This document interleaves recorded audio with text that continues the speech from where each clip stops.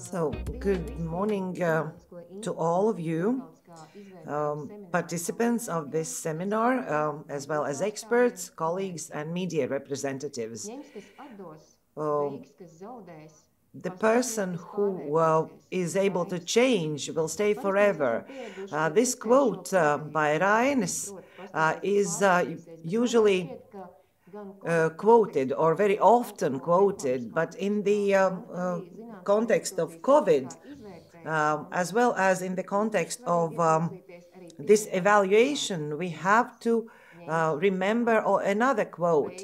The person who will do something will gain, and the person who will fail also will gain, because that is tended to development. Especially when we are speaking about this evaluation today, which is the day of when we submitted our amendments for third reading in the Parliament on the university law or higher educational establishment law. 65 units have been evaluated. They self-submitted this request for evaluation because they didn't want to stay at the level of they achieved. They wanted to develop in the future. And out of those 65 reports,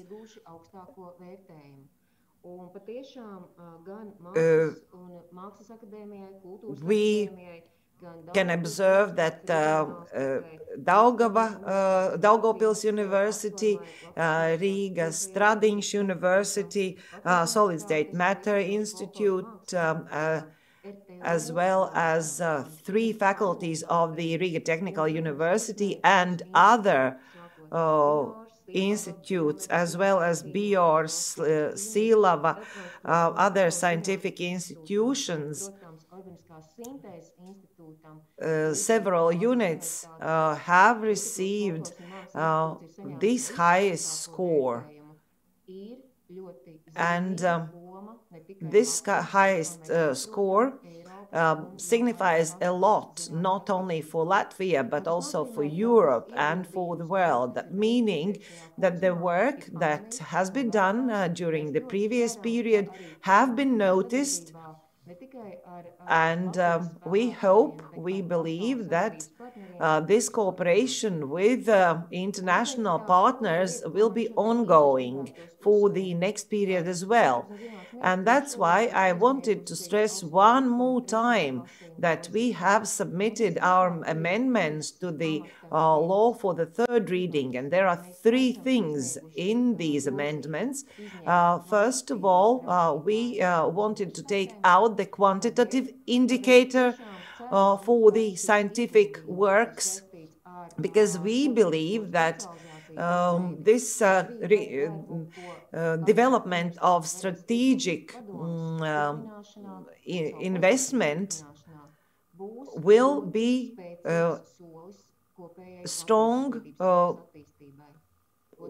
stimulus for future development.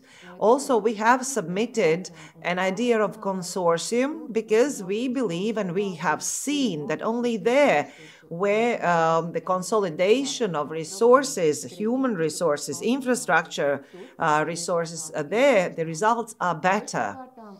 And the third amendment concerns student initiative, stronger student involvement, and we urge all institutions to find an optimum solution, namely involve students in strategic development. So I believe that the 17th of March in the future will mean significant changes for the better for everyone who receives these financial allocations for scientific work.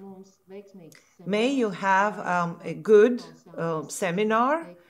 Let's listen to what experts have to say and what experts have stressed, namely that they said that Latvia has to come up with better institutional management and invest in human resources, human capital, in order to be more visible in the future. And I hope we will take that into account, learn the lesson, and develop. Thank you. Yes, by all means. Thanks. I'd like to say it's nice to be back. It would have been a lot more fun to be ourselves in the panels in person in Latvia. As you know, most of this is virtual. I think it's functioned pretty well considering.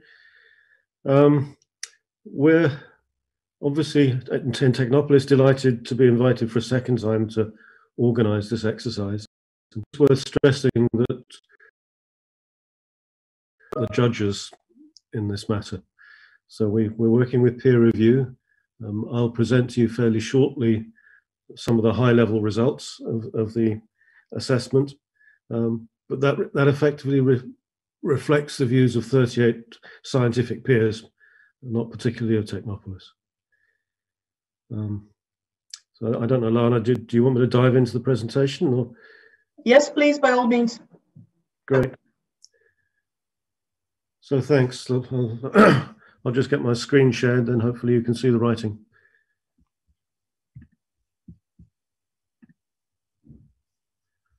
Yes, we can see, please. Excellent.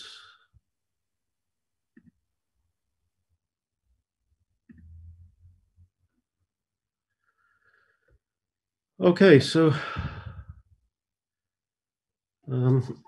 here's the roadmap for what I'll talk about this morning. I'll give a summary I've gone through to kind of remind people and give what we've been up to. I'll show us a summary of the scores which come out. We won't be talking at the level of individual units of assessment. We will be talking at the level of panels. I'll summarize some of the panel's observations across the piece, and also each individual panel has some particular things they need to say about their field. And I'll end up with some policy recommendations, some of which are to do with, in a sense, what should happen next in Latvia. A couple are more on the detail of, if you do this again, we have some small suggestions about how to change the process. Okay, so the evaluation started, as you know, late in 2019, and we've just finished.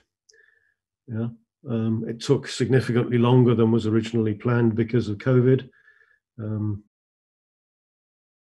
Not much to do about that. Covered the research activities of the institutions from 2013 through to 2018. We looked at 37 institutions consisting of 63 different research units, so 63 units of analysis. And the table at the bottom here simply shows the distribution of units across the different fields.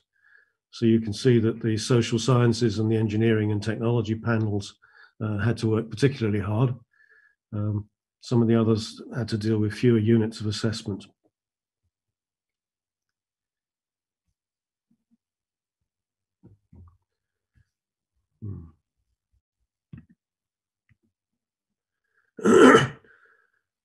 Right, so this is a high-level overview of the process. There's a number of inputs to the assessment. There's a methodology and plan, of course. We put together panel assessment guidelines and score sheets. Various units of assessment and put a lot of self-assessments, which went into the panel work. The to institutions, mostly virtual this time, and we did a deal of coordination. So the main process, we in consultation with the ministry assembled the panels of experts. I'll talk a bit more about who was in them and why shortly. Those panels then did initially a desk-based assessment of the self-assessments so that they could come to a first judgment as a basis for discussion. Technopolis's role in this was largely to do arithmetic and rearrange things help the panels with scores. The panels sat down. What we would have liked to have happened, and what indeed happened with a medical panel, was that was on the Monday morning, and in Riga, and there's a heavy discussion of each other's and a views on the assessments. That's then followed by physical visits in the case of the panel, virtual visits in the case of the others, and then the panel reconvenes later in the process and reviews its earlier judgments based on the interactions with the people on the site visits, being able to look at videos of the infrastructure, the facilities, and then at the end of that, there's a consolidation of the assessments into an overall report. Okay.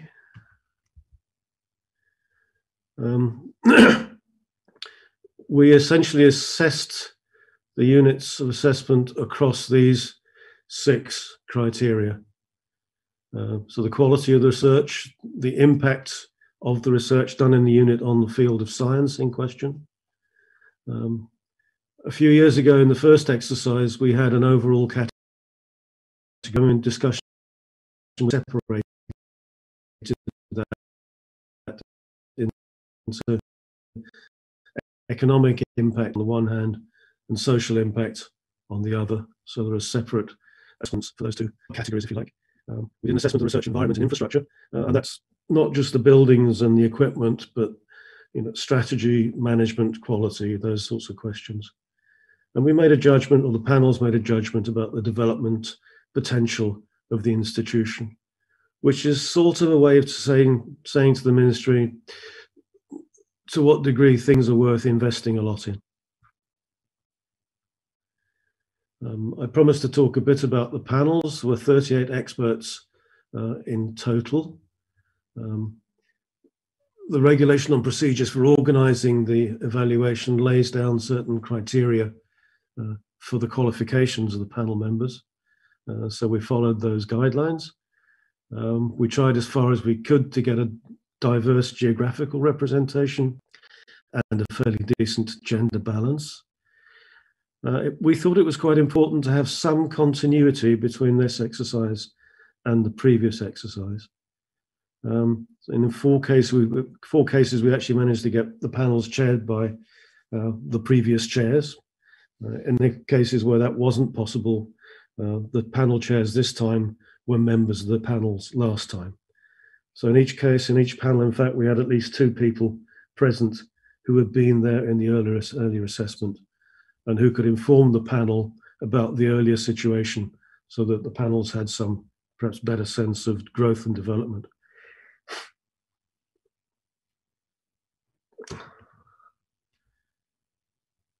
Okay, so the units evaluated were told about the panel membership and they approved the panelists. We had to make a few adjustments because of the changes in schedule caused by the COVID-19 pandemic. All the changes were also approved by the units. Kind of agreed before the assessment is done that the experts doing the assessment are actually competent to do the assessment and are acceptable to the people being assessed. So the panel tasks initially review the documentary inputs, as I said. Technopolis did some arithmetic with the scores. There's a first panel meeting to review and moderate the scores and make any necessary adjustments. There's the visits, virtual and physical. Then a second panel meeting to review the scores in the light of the visits. And there's a panel report written. Those panel reports were then sent to the units of assessment for fact checking. So where there are mistakes in the facts discussed in the panel reports, those have then been adjusted. It's very easy when you describe this kind of process to overemphasize the scores. The scores tell you in a very summary way assessments, but engage with the text. The text is giving you the detail and the reasons and the rationale, and often telling about things, telling about advice about things which could actually be improved, and just looking at a number. 3 doesn't tell you how to get better. The text does tell you how to get better, and a very important part of the function of this assessment is not just to judge and say you get so many points, but actually to say here are ways that you could think about improving your performance. So it's intended very much to be a learning exercise, not just a judging exercise. Right, so all the panel members visited all the relevant units. As I said, most of this was virtual because of COVID-19. In both formats, virtual and physical research managers, cooperation partners chosen by the units of assessment, and the experts went out of their way to talk with PhD students and sometimes postdocs at the units, so that we get not only the story from the bosses, but also from the people who do a lot of the legwork. Okay. The units themselves decided whether they wanted to invite a sectoral ministry or other government agencies or companies. So the topics for the visits were interviews and group discussions with the seniors, interviews with a representative of the users, if you like, and interviews with doctoral students, sometimes postdocs, when that was relevant. So much for the process. Let's just take a quick look at a fairly high level view of the scores. And I think it's probably worth saying or reminding ourselves what these scores are actually trying to do, or what we're trying to do in the assessment, which is to have the experts judge the performance of the research by the standards of the global scientific community. So we talk a lot in terms of international this and that means really operating, most of the time it means operating at the level of the best or the very good out in the world. It doesn't necessarily mean that one has to be traveling the world or cooperating with everybody in order to be international, though one does tend to do that. So if you think of, I don't know, some very specific parts of the artistic world dealing with very Latvian things, of course, nobody else is likely to do that. But dealing with Latvian folk music, to take one example, is something that one can do at a level of quality and which can be compared working with North American folk music. So it's not the fact of traveling around that's important. What's important is the level of quality, robustness, rigor in the research itself. So that's what these scores are trying to point at. So here's the high level picture across the 6 panels. So it's the average score per discipline at the overall level. So if we, just for the sake of argument, follow the red line, which is the agricultural one, we see points for scientific quality, scientific impacts, the economic impact, the social impact, the research environment and infrastructure, the development potential, and then there's an overall score. And the overall score is not done by arithmetic, it's done by the experts giving their overall impression. Generate an overall score by arithmetic,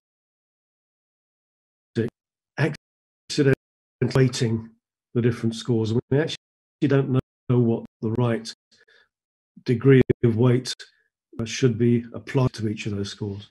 So the overall score is literally, when we brief the experts, we say, tell us what your tummy says. What does your stomach say?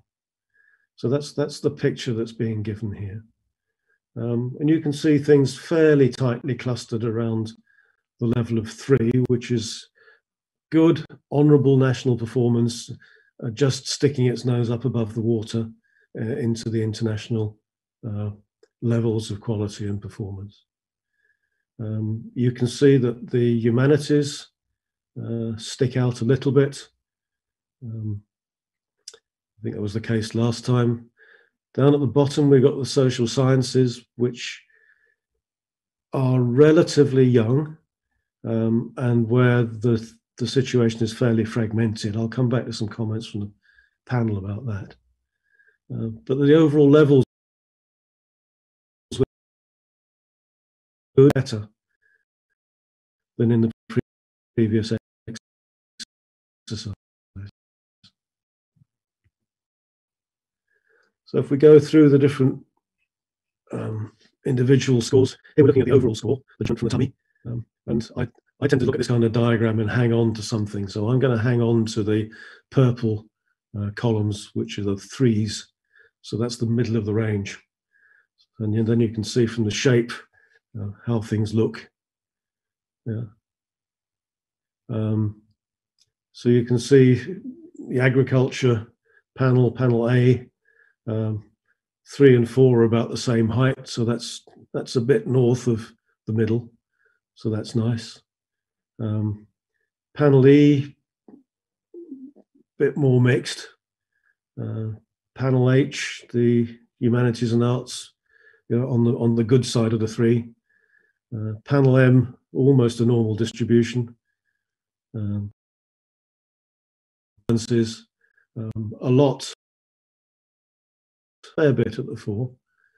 But the social sciences at the end, the weight of the thing is down just below the 3. Okay. I'll quickly leave you to look at this. This is the units who got an overall score of 4 or 5.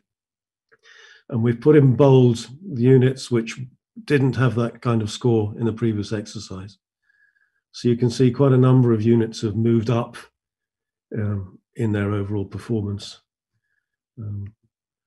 I'll leave this with you. It's far too small to go through. This is all the scores for those units that had an overall score of 4 and 5. If we look to the quality of research, then we're seeing quite a nice picture. Again, panel A doing pretty decently, the agricultural. The matter, others are more normally shaped. If we then look at the impact on the discipline, which ought to be fairly similar to the scientific quality, but tells you more about really the influence of the work. You can see, if you look, I've just gone back to the quality research. If you look at panel A, which is the agriculture, etc., the judgment about quality is pretty positive. There's a fair bit to the right of the 3. But if we look to the impacts on the discipline, then we're seeing much more 3-ness here. So the quality is good, but it's not reaching out, I guess, largely through publication far enough. So if we wander through the others, again, we got the social scientists just trailing a little bit in terms of their impact. The humanities seem to be quite solid in their impacts, and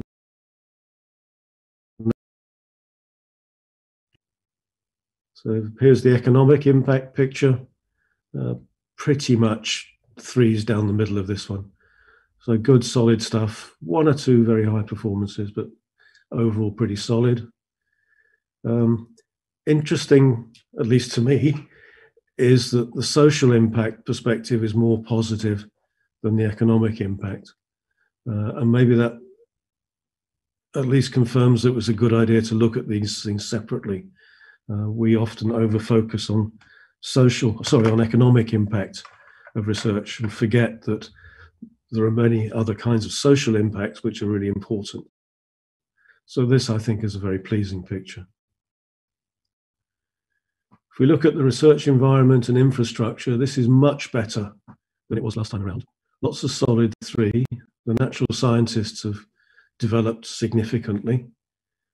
The agriculture, etc., is also pretty good in terms of rising up above the 3 level. With development potential, agriculture one is rather split. The engineers, yeah, good and solid. The humanities, quite a lot of potential. That's a really very positive picture. Medicine's pretty much the same. Natural scientists, pretty positive. Social science has got to the level of being solid. I guess we would like to see more development potential there. And again, I'll come back to talk about why that might be an issue. So if we then go to the level of the panel's observations, firstly, across the whole exercise, what are the panels saying in the aggregate? Well, the evaluation was largely done following the same procedure as last time, some minor differences. So, we split the impact criterion into economic and social impact.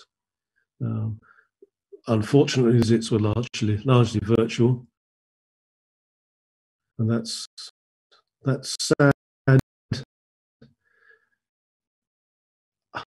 I was surprised, and I think the panels were surprised how well informed in terms of data and information the panels nonetheless were. They're actually getting, I think, most of the information that one would have got by being physically present. What one misses, of course, is the more social aspects, the opportunities to kind of chew the fat with various people being evaluated and also inside the panels. So there's, in a sense, the social part of the process, which is important, is a bit weaker in this kind of arrangement.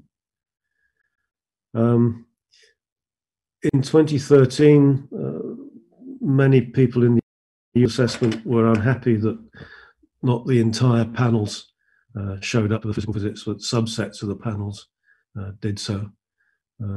So in response to that panel to all visits is probably useful, but also meant that we had a quite extensive program of visits covering quite a lot of time.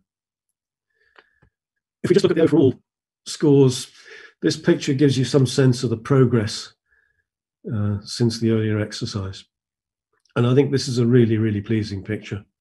Yeah, all the disciplines are making progress. Agriculture stands out. The humanities, medicine are pretty good. Natural sciences, not quite so much progress, but from a higher base. Social sciences, improving. So right across the field, this is a good picture. In the individual cases, of course, the panels are arguing there is more to do, but at the aggregate level, I think this is something to be pleased about. So the panels are concluding there's been clear overall performance improvement. It's basically hovering around 3 or 2 in 2013. A lot of the units had thought about the recommendations of the RAE in 2013 and done something that was pleasing, not just because it's always nice to hear that your advice has been followed, but it seems to suggest that there's been real engagement in the different units and a real effort to improve things.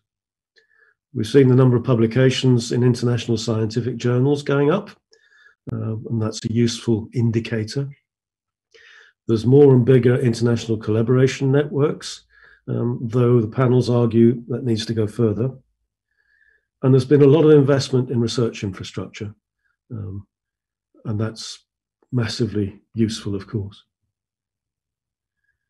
Some other observations, the fragmentation back in 2013 was extreme. I think we had something like 160 units of assessment. Institutional mergers, that has reduced to a number that's probably still a little bit high, given the size of the country, but it's significant progress. another observation that is important is that, when you merge things and try and change how people work and the quality with which they work, things don't happen overnight. So it's taking time to change and improve, but it's going in the right way. All the panels said, look, there's too little base funding or core funding for research. So that's a picture right across the entire research system, and is consistent with the last time and various studies that have been done in Latvia before, during, and after these exercises. The low base funding, of course, drives people to focus on competitive research funding, which is good in the sense that it's you're in the scientific Olympics trying to beat everybody else. Imbalance, you need a sensible balance between core funding and competitive funding. And I think overall the panels are saying that we really need a bit better balance, so there's a more solid base of base funding to stand on, so that it's possible to develop more robust, longer term strategies. And you don't have to kind of follow the whims of the funding market quite so much as one does if one has to rely very much on external funding. And this is really somewhat related to some degree.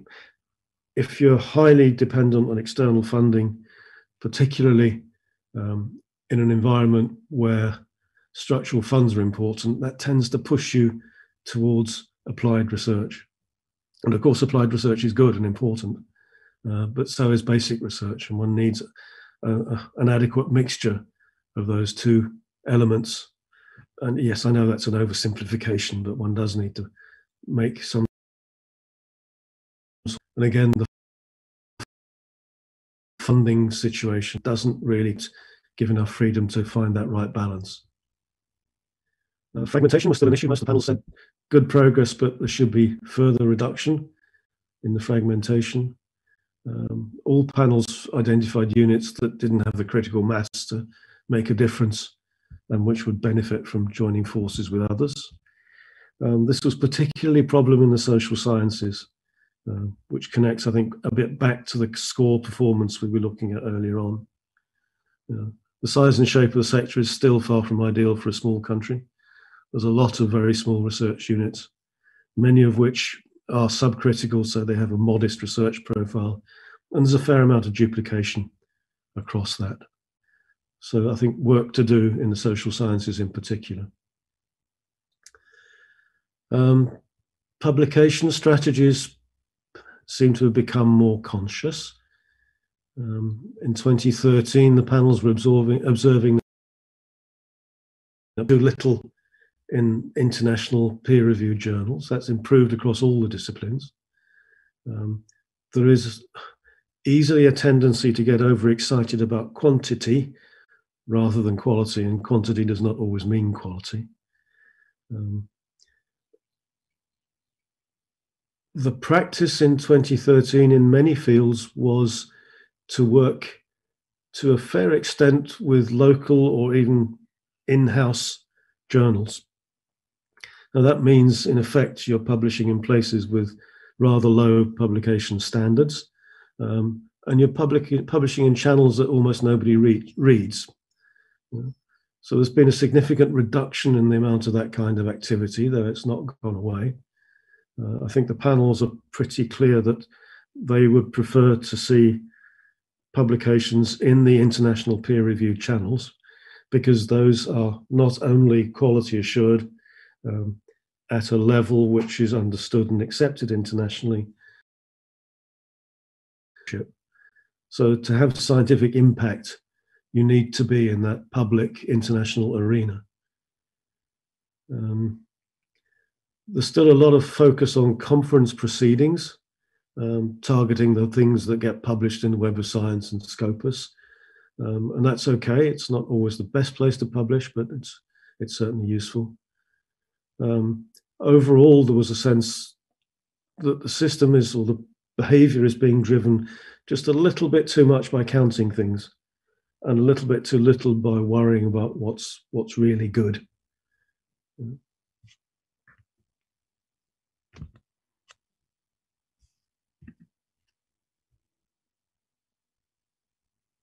Okay. If we think about the research environment and the infrastructures, the panels were very positive about the investments that have been taking place in the last few years. One of the observations they made in some cases was, it's great if you can get new equipment and the human resources to use the equipment properly, maintain it, and exploit it fully. And again, in a structural funds environment internationally, it's very typical that it becomes very easy to get buildings and equipment, and then much more difficult to fill the buildings and align the equipment with the human resources to exploit those physical assets adequately. So that's something that will need to be reflected in the funding and behavior pattern over time. The panels were noting that more units have got research strategies, and many didn't have any at all, and that research management in many cases improved. That said, they were also concluding that strategies were often very broad, very inclusive, not sufficiently detailed and thought through to be effective. And often a big sounding strategy will be stretched across a rather small number of people. So a big looking strategy ends up being a large number of small fragments of strategy. And again, this academic research strategies, and I'm talking internationally now in general, very often make broad statements about being excellent within a particular area, but are not really particularly specific about, well, where are we good? How do we compare with the rest of the field? How can we use our performance, our potential advantages in a way that makes us stand out in competition with the rest of the world? So I think the panels were feeling that one needs to be, and one certainly would benefit from being more specific about understanding not only what one wants to do personally, but where that fits in the world, and how, in a sense, one can improve one's competitive position through a focused set of decisions about what to do.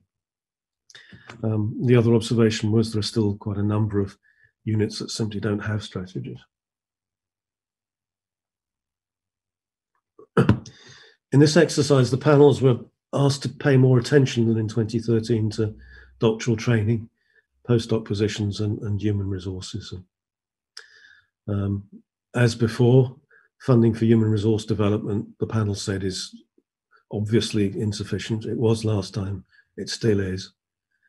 The panels were largely impressed by the doctoral students they talked to. Good people, often very dedicated people. But looking at the level of the programs often lack structure and fail to provide an adequate level of interaction among students. And part of this, I think, is to do with scale. You've got many small things going on. It's very difficult to create the intellectual and behavioral and personal support infrastructure that you need around the doctorands. It remains problematic that doctoral student funding often comes from several different research projects, so that gives them an extra problem. It's hard enough to write a doctorate without having to juggle with lots of different pieces of money. Still a number of part-time people, rather high, which makes it difficult to complete. So a need for further introduction to doctoral studies and a new funding model might help alleviate these problems. Postdoctoral support is now available and is used very well and extensively. Problem is that it's structural funds, and structural funds end or get interrupted or otherwise behave badly. So there's a strong sense that integrating postdoc funding into the things that Latvia can control nationally is an important part of the future agenda for funding.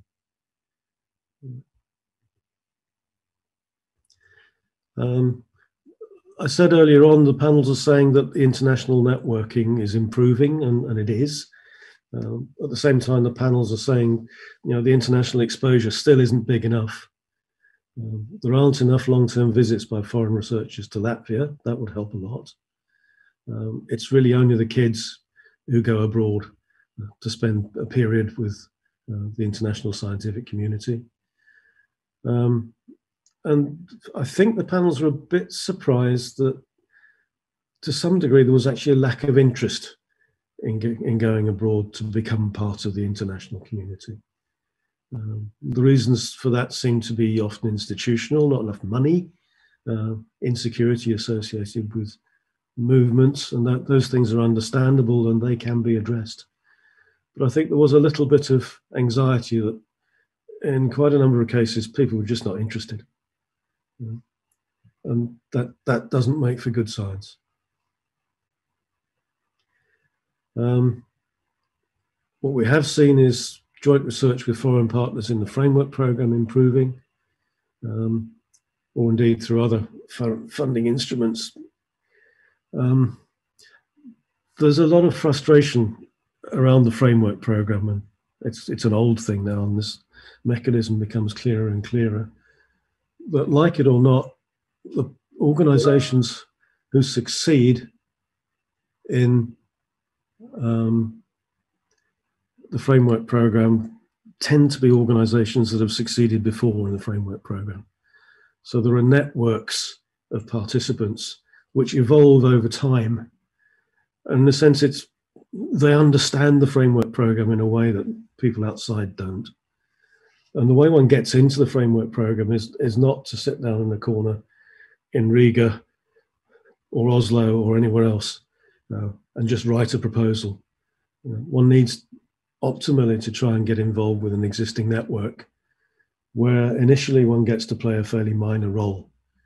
But if you can improve yourself in that cooperation, you find yourself playing more and more senior roles, you start managing work packages, eventually even coordinating. So it's a long, slow learning process. It's a long game of becoming part of the community. And that needs to be understood, and one needs to work with partners using that understanding. Research industry cooperation, the panels concluded that the links have improved. That was pretty clear. There's a number of policy measures that support that. We're still in a situation where there's not that much joint research projects with industry, and the industry contribution is limited. And that's a bit of a catch-22 in the sense that unless and until the industrial side of the academic industrial partnership is also stronger and more interested in and more willing to invest in research, then it's difficult to form relationships. So we have to keep working away at this. The panels often pointed to the need or the opportunities to cooperate with industry, not just in Latvia, but sometimes beyond.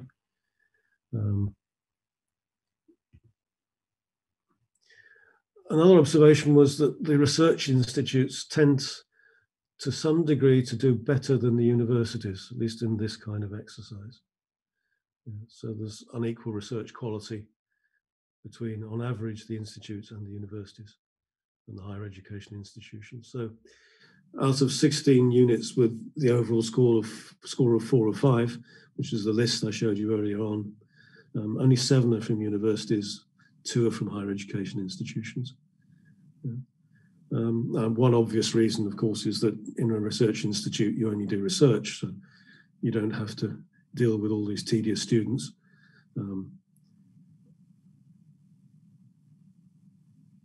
That's not to say that universities shouldn't be performing well.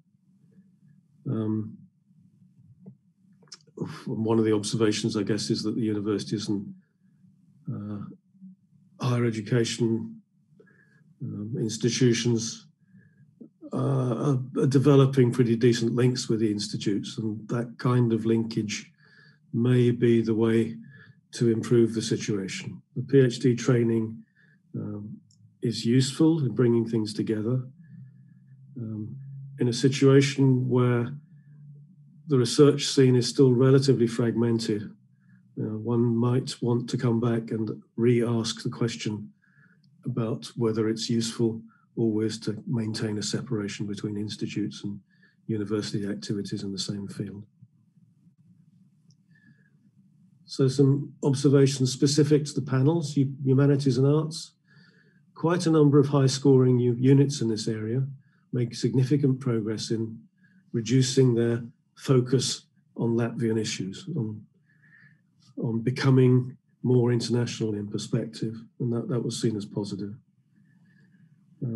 Positive too, the lifting up of the study of Latvian culture into a topic of international interest. And this is really driven by the increasing ability to pose research questions which are relevant across different national and cultural communities, using Latvia, of course, as an important case. That sense of,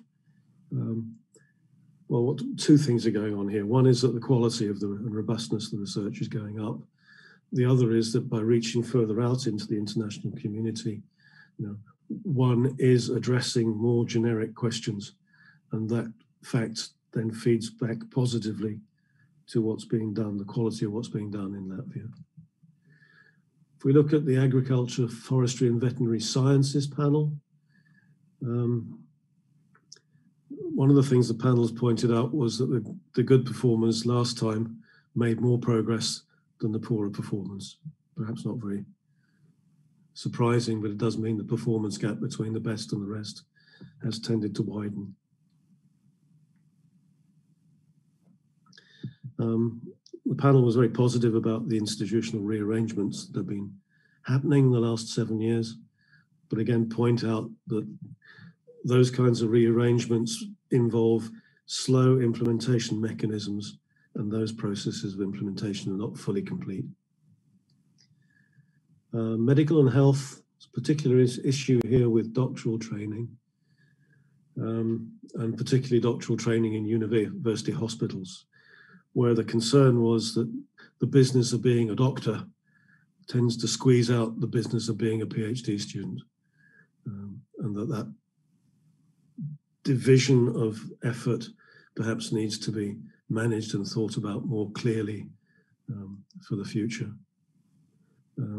So that was an issue that was being raised here. Social sciences, the social sciences are always interesting. This was one of the places where there was a particular focus on publication metrics as opposed to quality. And a sense from the panel that the focus on quantity is actually holding back the need to develop quality. Particularly high dependence here on competitive funding, which the panel saw as having negative consequences for the development of the social science disciplines. I think some disappointment about the lack of reference to national or regional organizations or learned societies that would support social science research. And a sense that perhaps such societies would have a potential role in raising the standards and quality of research. And that may mean not just finding existing ones, but also building new ones. The natural sciences, the panel pointed particularly to an age gap. We've got a U curve here with the middle generation of researchers to some degree missing, which is obviously then a problem in terms of succession at the leadership level.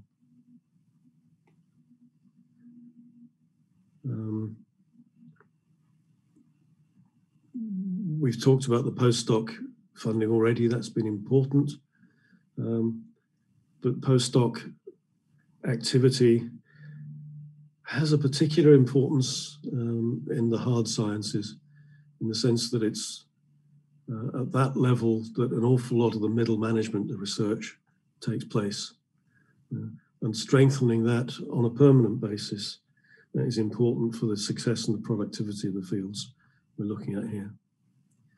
The panel also pointed to the relatively low level of collaboration with industry, and again talked about maybe thinking about collaborating with foreign industry as well as national industry. Engineering and technology, significant structural change and improvement here.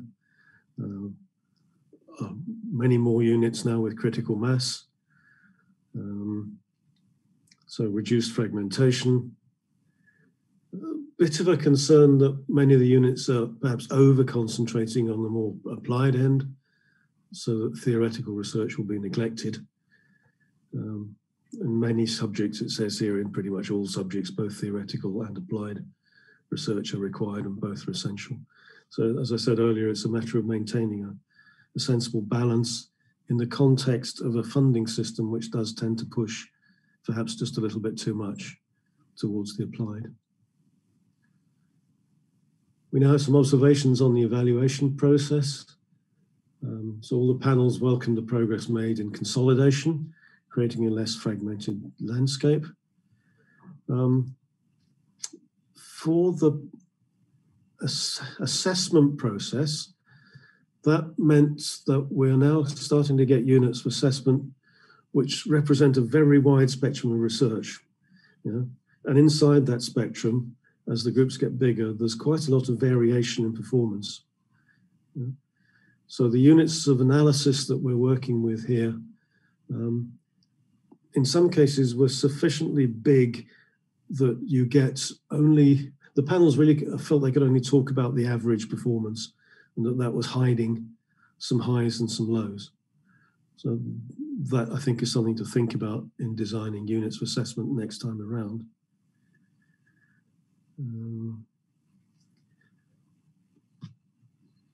Yeah, and those questions of quality of research obviously apply to the other dimensions as well, management practices and research environment and so forth. The panels were still a bit critical of the self-assessment reports. Back in 2013, it was the first time anybody had done these things for this kind of exercise in Latvia.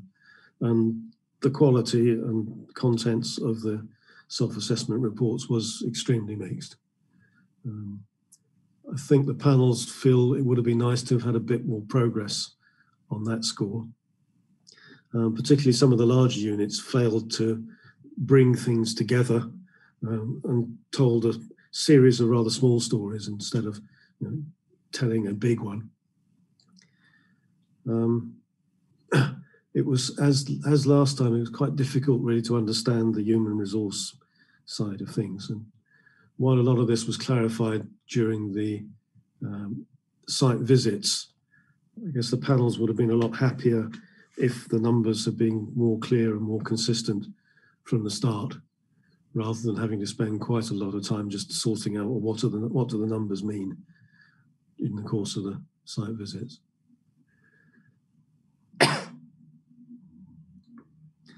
In humanities and arts, there was a sense that perhaps a wider set of research outputs could be considered in the next assessment, particularly incorporating more non-textual outputs, so that you really can get a fuller picture of the research that's being done and what comes out of it. We had a problem with Latvian language because the criteria defined for people in the regulation for people to be experts in the panels largely excluded the relatively small number of highly competent Latvian speakers who are not involved in the Latvian research scene. So that's, again, something to think about next time around. The bibliometrics were done slightly differently this time.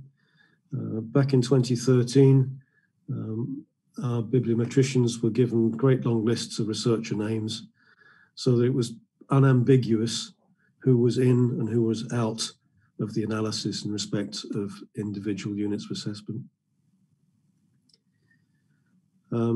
This time we were working off institutional affiliations. So where do people work rather than who they are? And that meant that there was a bit of an exactness in the match between who actually got into the bibliometric analysis and who actually is in the units of assessment. Our sense is that the indicators that were produced are reasonably close, but they're still approximate. And I know there was a bit of unhappiness about who was included and who was not included. But the way to deal with that is to go back, I fear, to a practice of actually listing which individuals are to be counted as part of the unit of assessments and which individuals are not. And unless you do it at that level of granularity, there's always going to be some discrepancy between different perspectives on who's who and who's in and who's out. So finally, policy recommendations. Firstly, underscoring the importance of sufficient investment in research and innovation. I don't suppose there's a single person in the virtual room in which we're meeting each other who doesn't understand and know that, but it still needs to be said. Over time, a bigger proportion of national-based funding is needed to ensure stability and continuity and prepare the ground for development. Structural funds are great, but they're lumpy, and the idea is eventually they do go away. So one needs to think about that way before the structural funds disappear. There's still a significant investment needed in human resource development. Buildings are easy. People are much more difficult. And particularly long-term postdoc funding and inward and outward staff mobility are issues that need to be dealt with there. Okay. It's important to count. It's important to look at quantity, but that's not the only thing. And we have a clear message from the panels that there is often an over-focus on, how much rather than how good and how relevant.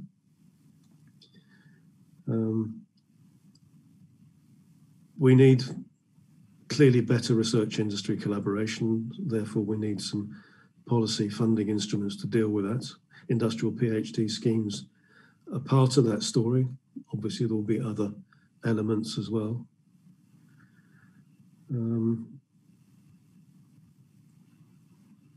The panels were impressed.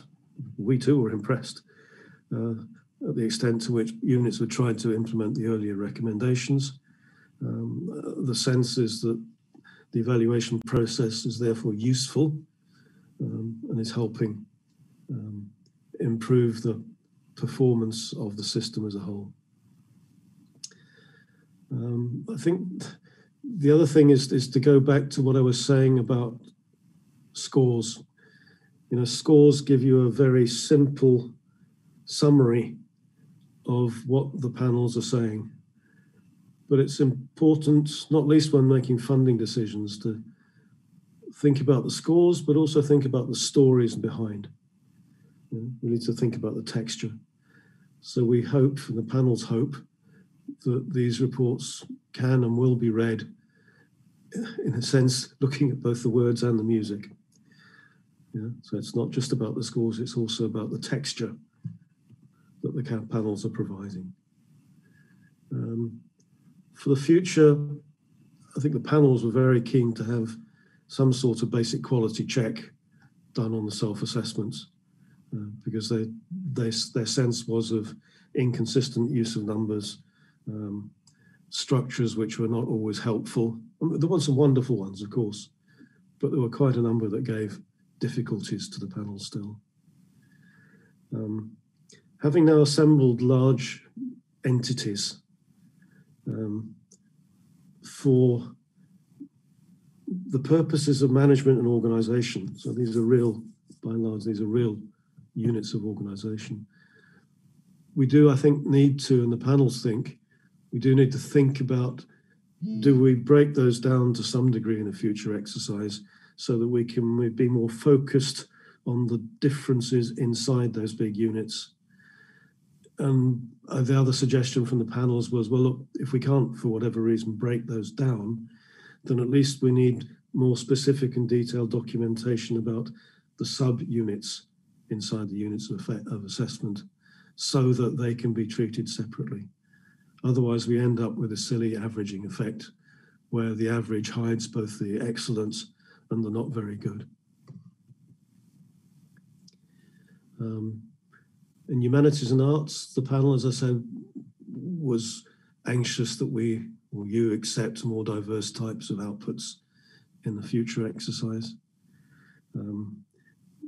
Probably need to be more flexible about who gets to be on the panel when dealing with very specifically Latvian things, and particularly Latvian language. The other issue that was raised was about the institutional visits. And while there was some anxiety in 2013 that the visits were done by subsets of the panel, the sense this time when the whole panel, 6 people in each case, went to everyone was that we were doing redundant work. That there were always a subset of the panel who were particularly knowledgeable about the unit being visited, and another subset who, while being broadly knowledgeable, were not so specific. And therefore a sense that it would have been a better use of time to split those things up so that perhaps half the panel goes to one unit of assessment while the other half of the panel goes to another unit of assessment at the same time. That would seem to be more efficient use of time.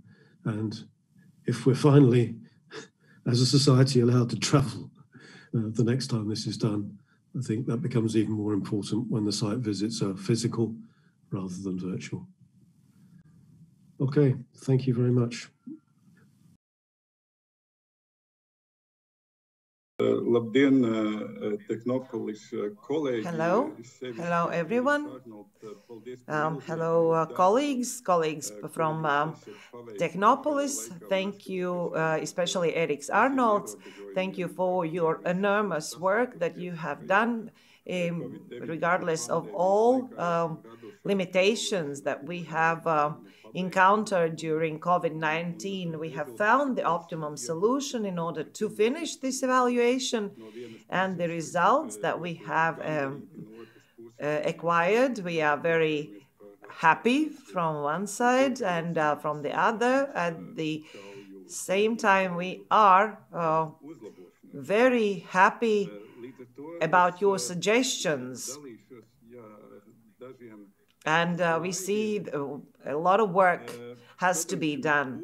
I will share my screen, share my presentation. One question is, what do we do with those results? How do we use them?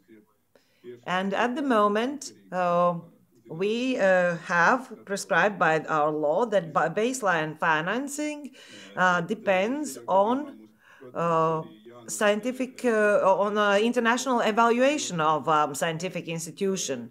But at this time, we have to evaluate these results very carefully.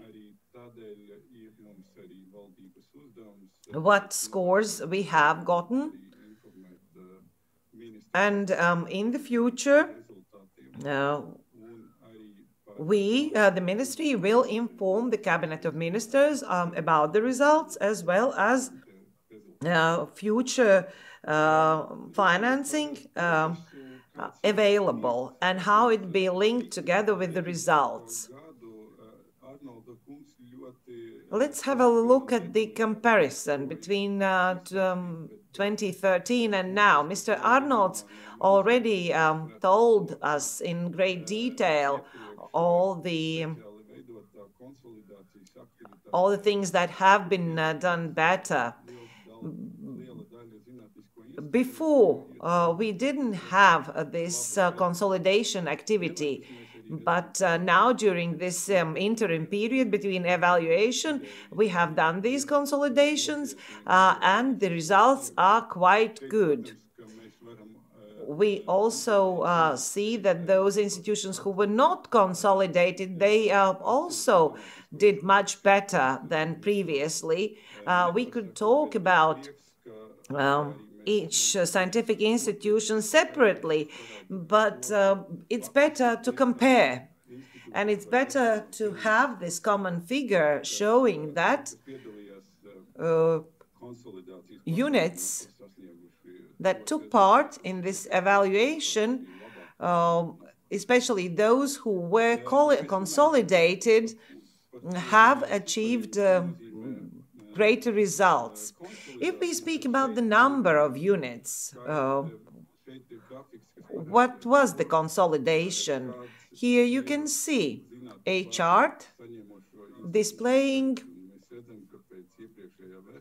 the number of institutions who've received baseline financing. You can see that after the previous evaluation in 2013, this number rapidly dropped, which is because internal consolidations of universities and other establishments, as well as consolidations between scientific institutions and universities. That's why we are very glad and happy about this process, and especially that this process have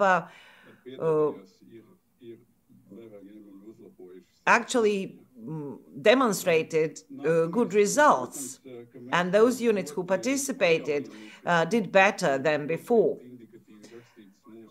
Also, we rely on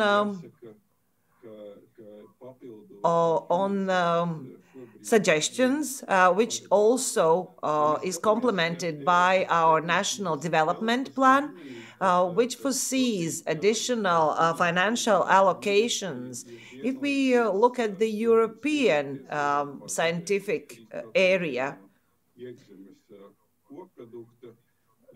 the ministers have agreed on a 3% allocation of GDP for the future for science. But we understand that in relatively younger European Union countries, this indicator is difficult to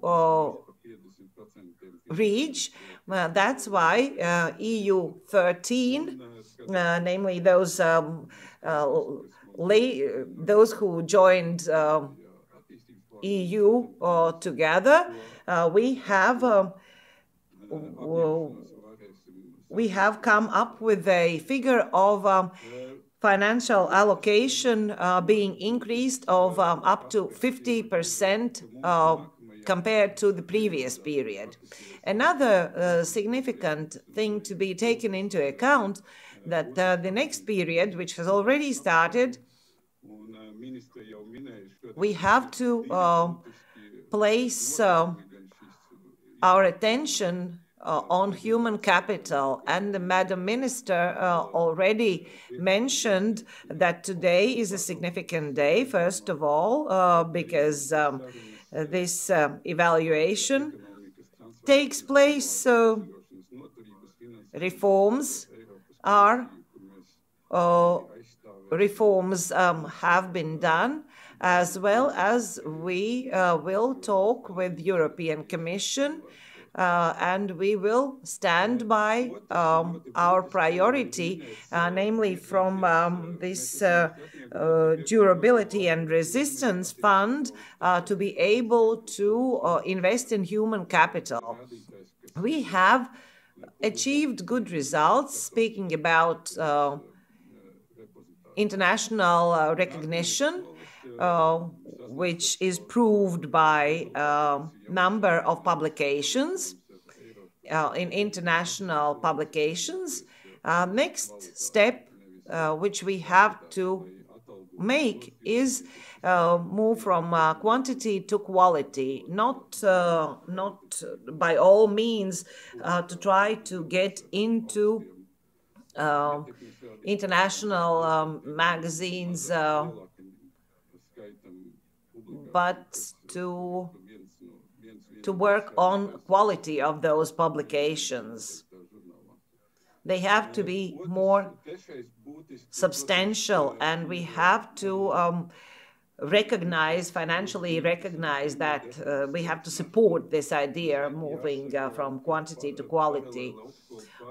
Also, we have to speak about promotion of cooperation between scientific institutions and infrastructure.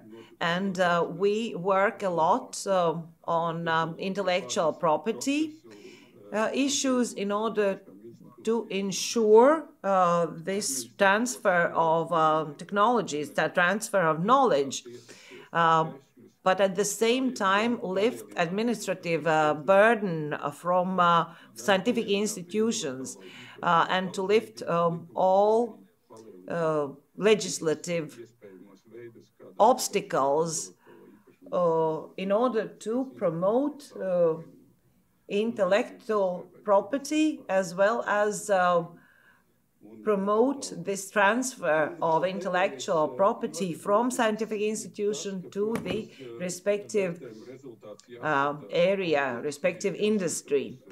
And lastly, this evaluation has to be looked in a complex manner. We have to compare it with priority areas, also priority areas set by our national development plan.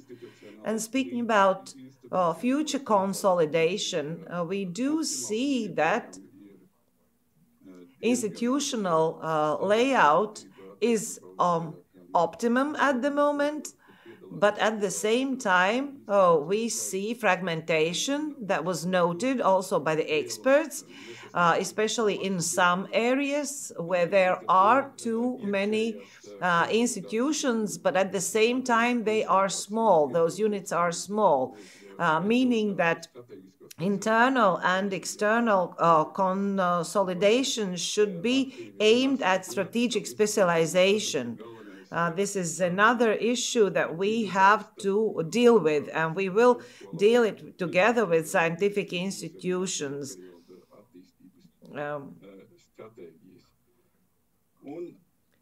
And we will be active mediators in this process.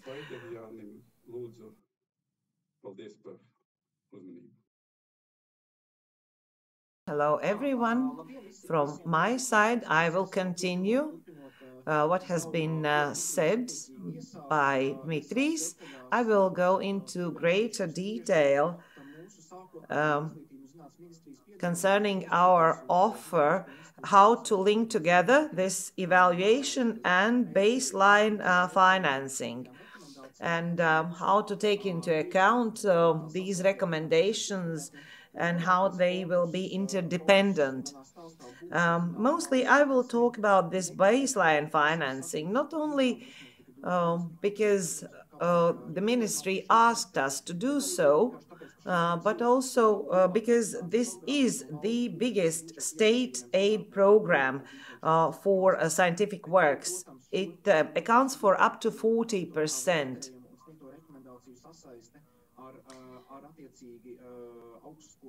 But at the same time, we have to take into account this evaluation and the strategy of respective units. Speaking about baseline financing, there are a couple of things that go hand in hand with recommendations of the evaluation as well as with our science policy. If we speak about future baseline financing, it should be linked together with additional financing. We understand that within the framework of the existing investments, very little reforms could be made, but this additional baseline financing, in the form of 40 million have been earmarked for the next period, 21-27. This additional financing allocation is most probably not enough to cover everything, but it is enough to come up with a new stimulus and new directions for development. In addition, here I would like to mention that the existing mechanism of baseline financing have been outdated, and we have to renew it and revise it, because it was elaborated for the previous period. And then we had different challenges, speaking about our scientists, that there were demand for quantity, not for quality, but in many areas we have achieved progress, and we have to match financing with those changes. Speaking about baseline financing, how these investments are made. So there are 8 indicators as per evaluation, but this instrument is allocated only to 13%, based on human capital, on workers, but not based on results. If we look at the results, those 8 criteria, they are focused on quantitative part, on ways how, for example, a respective unit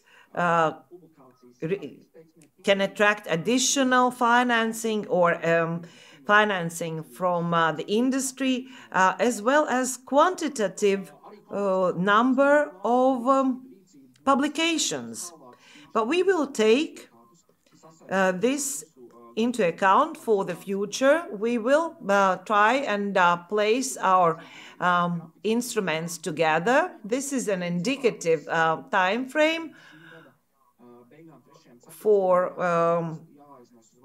receipt of additional financial allocations. So you will see that until the end of this year, we will try to transpose recommendations of this evaluation. And I believe that next year we will be able to make the partition of financial allocations according to the those criteria. I believe and I hope that until the next scientific evaluation, international evaluation of scientific institutions, which will take place in 2025, we will be able then to evaluate everything according to these new criteria, and we will be able to evaluate according to those new criteria already in 2024, when we will have our interim evaluation and how we can attract the additional financial allocations. We will take into account also the reforms that Madam Minister mentioned, namely strategic specialization, new development strategies for scientific institutions and industry, and involvement of students. Just a reminder how this evaluation is linked together with financial allocations. At the moment, we have a prerequisite that we do not finance those institutions who have received a score of 1 and 2. And it helped us to do away with fragmentation. Also, we have additional stimulus for excellence. Those units who received marks of excellence, they can obtain 10% additional financial allocations. And speaking about dealing away with fragmentation, we have had additional criteria for in order to become a unit and to be evaluated.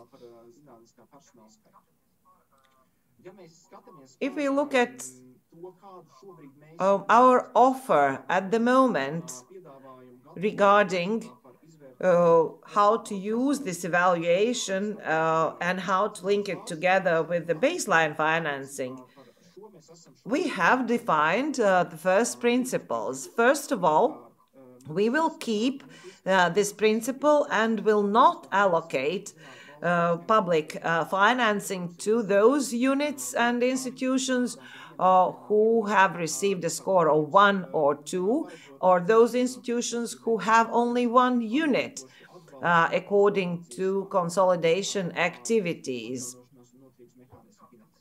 Second, which also goes hand in hand with recommendations of the evaluation, they show that the best results have been achieved by those institutions and universities who have consolidated. So we will keep it. We will keep it in the future. And we will not allocate public financing to those universities, to those establishments who have several units with a score of 2. The third principle is more linked with recommendations. State universities receiving 3 or more, but who also have units who have received a score of 1 or 2, they do have to have strategy, clear strategy how those underscored units will be worked with. We understand that those units having 2, they have to have a roadmap how a strategy of a university or a higher educational establishment could reach the results prescribed by suggestions or of this evaluation, or that unit has to be consolidated with other structures or closed down. And also we have this option earmarked, and one can receive additional financial allocations for consolidation. And speaking about this principle of excellence, we tend to keep this additional allocation of 10%, but in addition to that, we have thought of some additional stimulus. At the moment, this additional 10% is allocated to both 4 and 5 unit scores. Although they could be compared, it is difficult to compare. But in this block, we will have a more detailed approach. We will look at individual score. We will look at individual score for allocation of additional financing for excellence. The aim is not just to take into account the recommendations, the evaluation. First of all, recommendations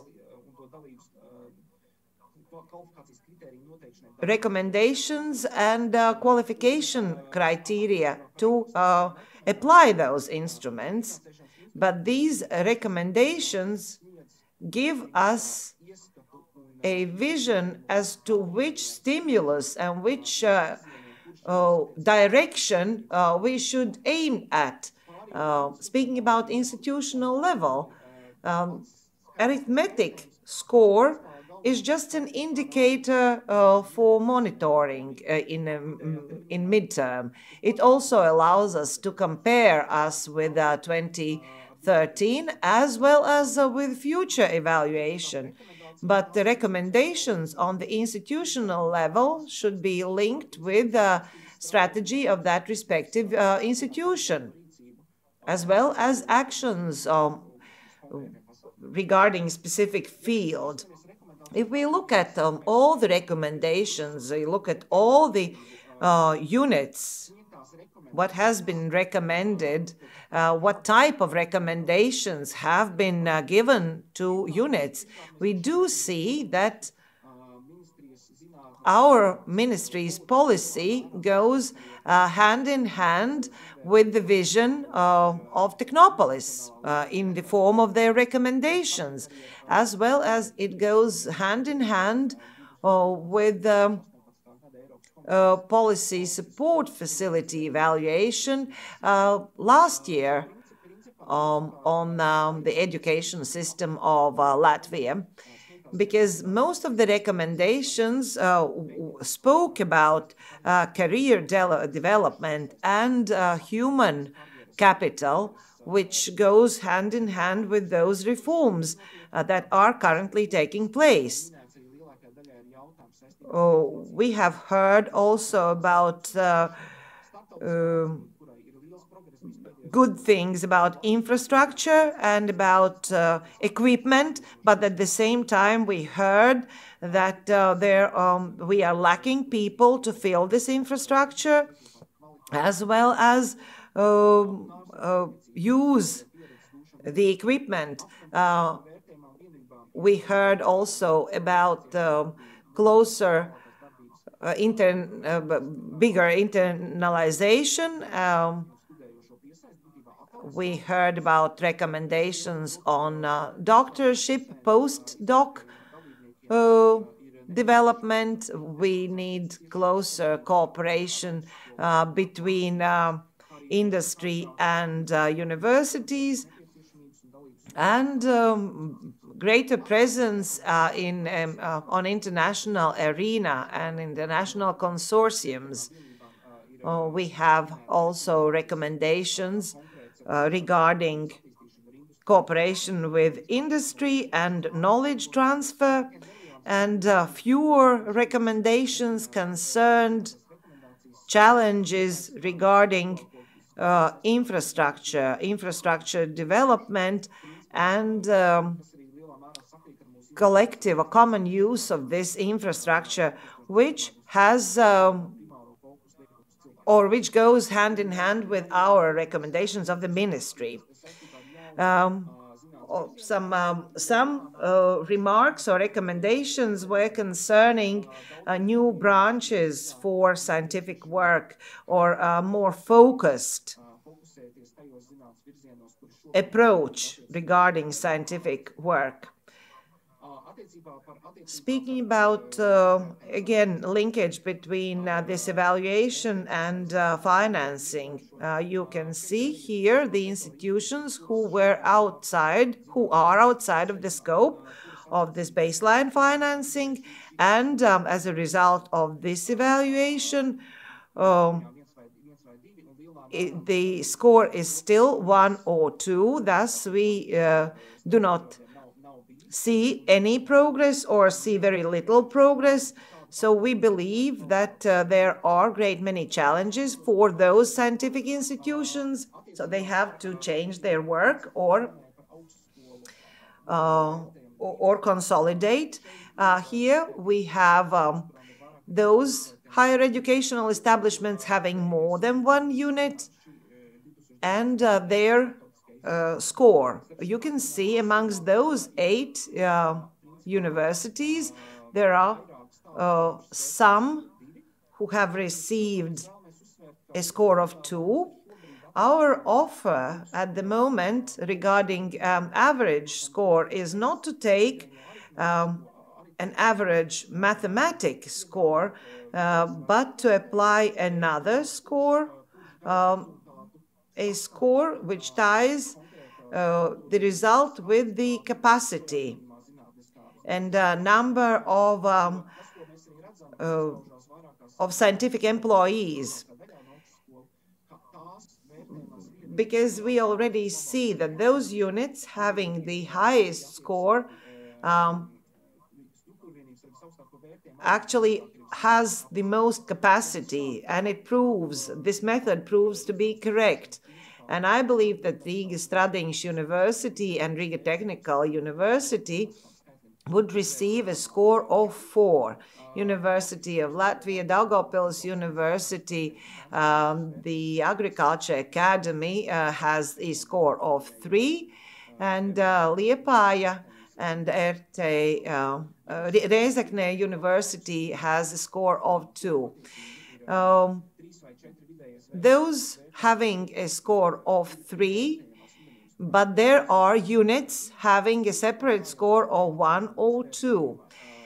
So those universities do have an option or 2 options. If the score is 2, they have to have a clear plan for development in the future.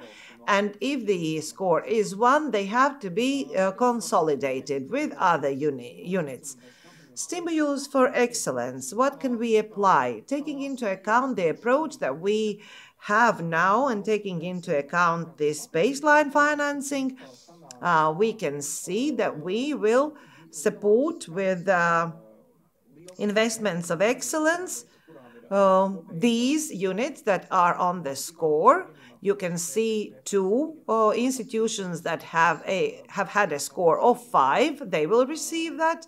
And all others have received score. We are very happy about that. And we do see that our capacity in those institutions have increased significantly if we compare it with 2013. I already explained that we will take into account not the overall score, but we will evaluate how many individual scores have been 4 or 5 amongst those 6 evaluated criteria. So you can see how the scores are divided, taking into account the criteria. 4, and here you can see how many 4s and 5s or 5s have been allocated in 14 cases.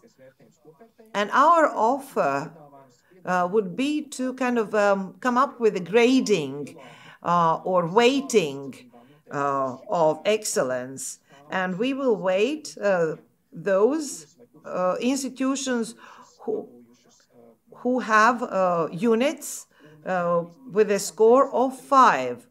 And then we will apply this additional financing of excellence, as well as other financial allocations.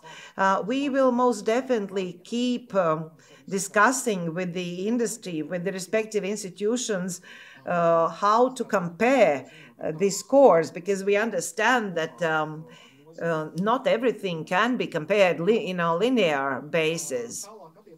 Speaking about support within the mechanism of resistance and durability,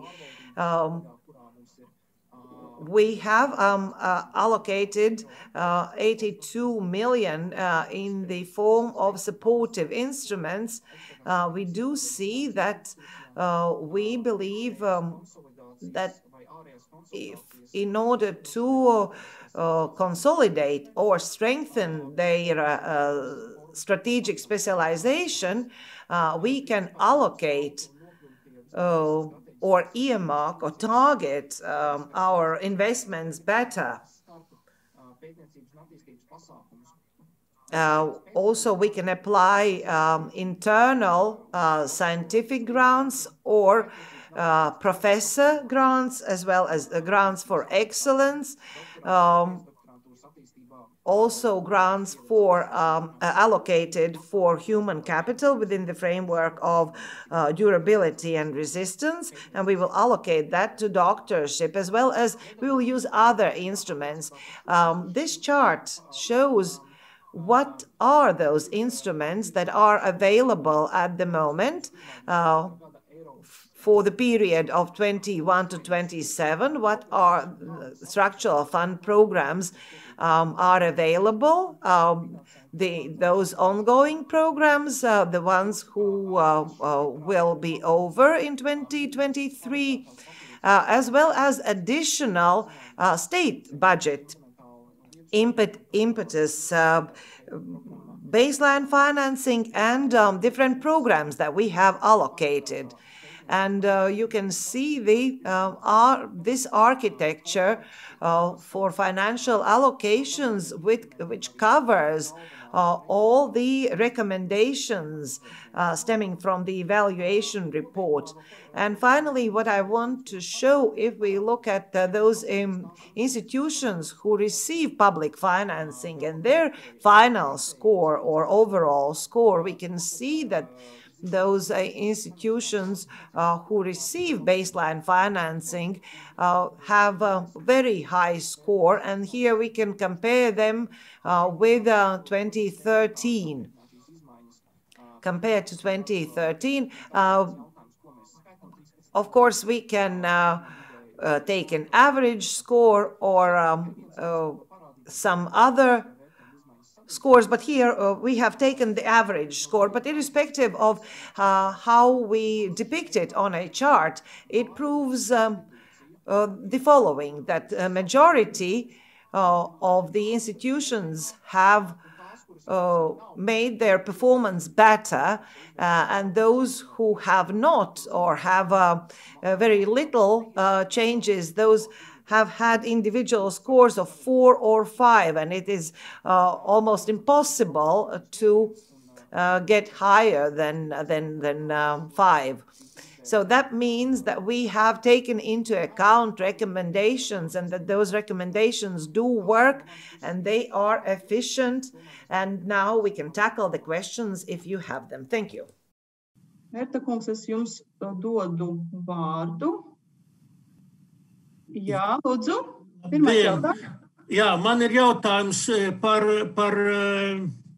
par vērtējumu, un šeit bija ļoti daudz izskatīja jautājumu par to, ka tās dažas struktūras ir bijušas pārāk lielas. Un šeit ir problēmas Latvijas universitātei. Latvijas universitāte šai ziņā varbūt gāja pirmajās rindās, turpināja konsolidāciju, un konsolidāciju varbūt turpināja arī tālāk. Universitāte notiek konsolidācija teiksim, dabas zinātnēs un tā tālāk. Ja? Un mums tā visa forma, kuru ministrija stādīja, ja, viņa neļāva mums izrādīt vai nedeva iespēju, teiksim, mums pārmet to, ka nevarēja izvērtēt atsevišķas struktūra vienības, jo tie vērtējumie kritēriji ministrijas tādot formu sastādīja visu tā, ka faktiski tā atbilda mazai universitātei vai mazai fakultātei.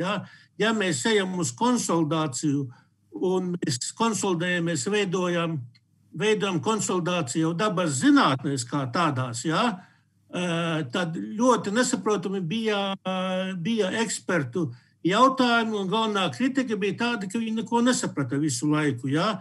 Kā tad jūs tur īsti sadarbojaties, jums tur nav struktūras vai kaut ko tādu. Ja?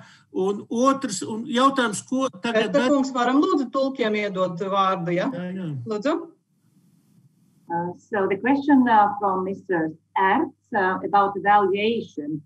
My problem is that some structural units are too big, and that is the problem for the University of Latvia. We were the pioneers of consolidation, and we kept consolidating even further. Let's have an example, for example, Faculty of Natural Sciences. Finally, after this consolidation, it didn't allow us to evaluate structural units because the criteria for evaluation corresponded to a smaller unit or even smaller university. And then we got reproached by the experts that they didn't understand the structure, they didn't understand the model for cooperation, and other questions weren't clear to them. Paldies, Lūdzu. Jā, un ko tad tālāk darīs? Teiksim, mums bija 3 četrnieki, 3 trīnieki, beigās ielika vērtējumu 3, jā, dabas zinātnēs. Un otrs ir arī, jā, es saprotu, ka tagad ministrijā saka, jā, mēs tagad iesim uz kvalitāti. Universitāte jau vairākus gadus ir atkāpusies no dalīšanas naudas iekšēji pēc ministrijas standartiem. Mūsu ideja bija tāda, ka universitātē labās publikācijas tiek atbalstīts ar koeficientu 4 un 2, jā. Un cerībā, ka ministrija sāks arī pievērst tam uzmanību un varbūt, ka pamodīsies un mainīs tos kritērijus. Paldies. And the second part of the question or a comment was that the Department of Natural Sciences had 3 4s and 3 3s, and finally the overall evaluation was 3, and the university was evaluating good publications with a score 2 and 4, hoping that the ministry's guidelines will follow. Thank you. Pānokums, es saprotu, ka jūs atbildēsiet.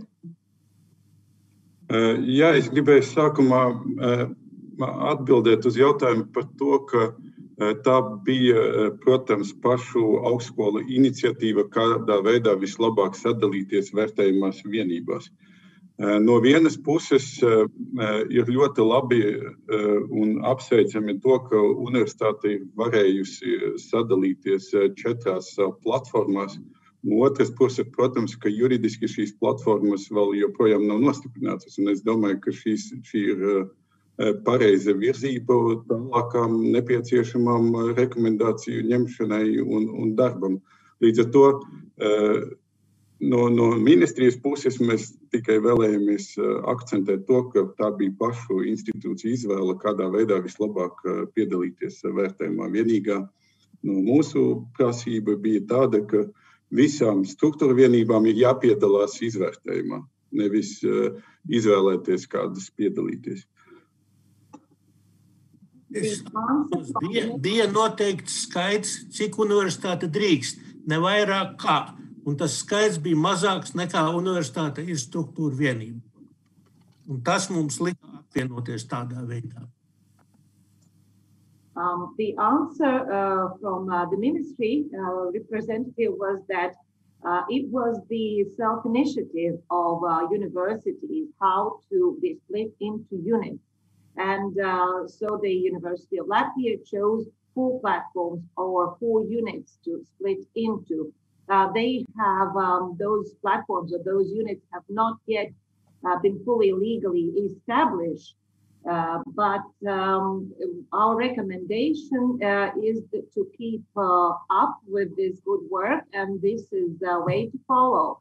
And then a sub-question or a comment was that the guidelines from the university was not more than a certain number of structures. That's why the university kept consolidation. Thank you. Paldies. Tā, ja es drīkst, tad nākamo jautājumu es gribētu paņemt no slidā dalībniekiem. So the next question, I'm going to switch to English because it was written in English, and there are several ones which were really similar. So the question, in my understanding, is addressed to Technopolis Group colleagues, and it's about the evaluation process. So the questions were circling around whether there were measures taken to actually ensure any comparability across the panels, and if there were, what were these measures to compare the scores across the panels or at least equalize them? Var lūdzu iztulkot? Jā, tātad jautājums, acīm redzot, būs adresēts Tehnopolis pārstāvjiem par vērtēšanas procesu, vai tika veikti kaut kādi pasākumi, lai nodrošinātu salīdzināmību starp paneļiem, un kādi tie bija, ja bija?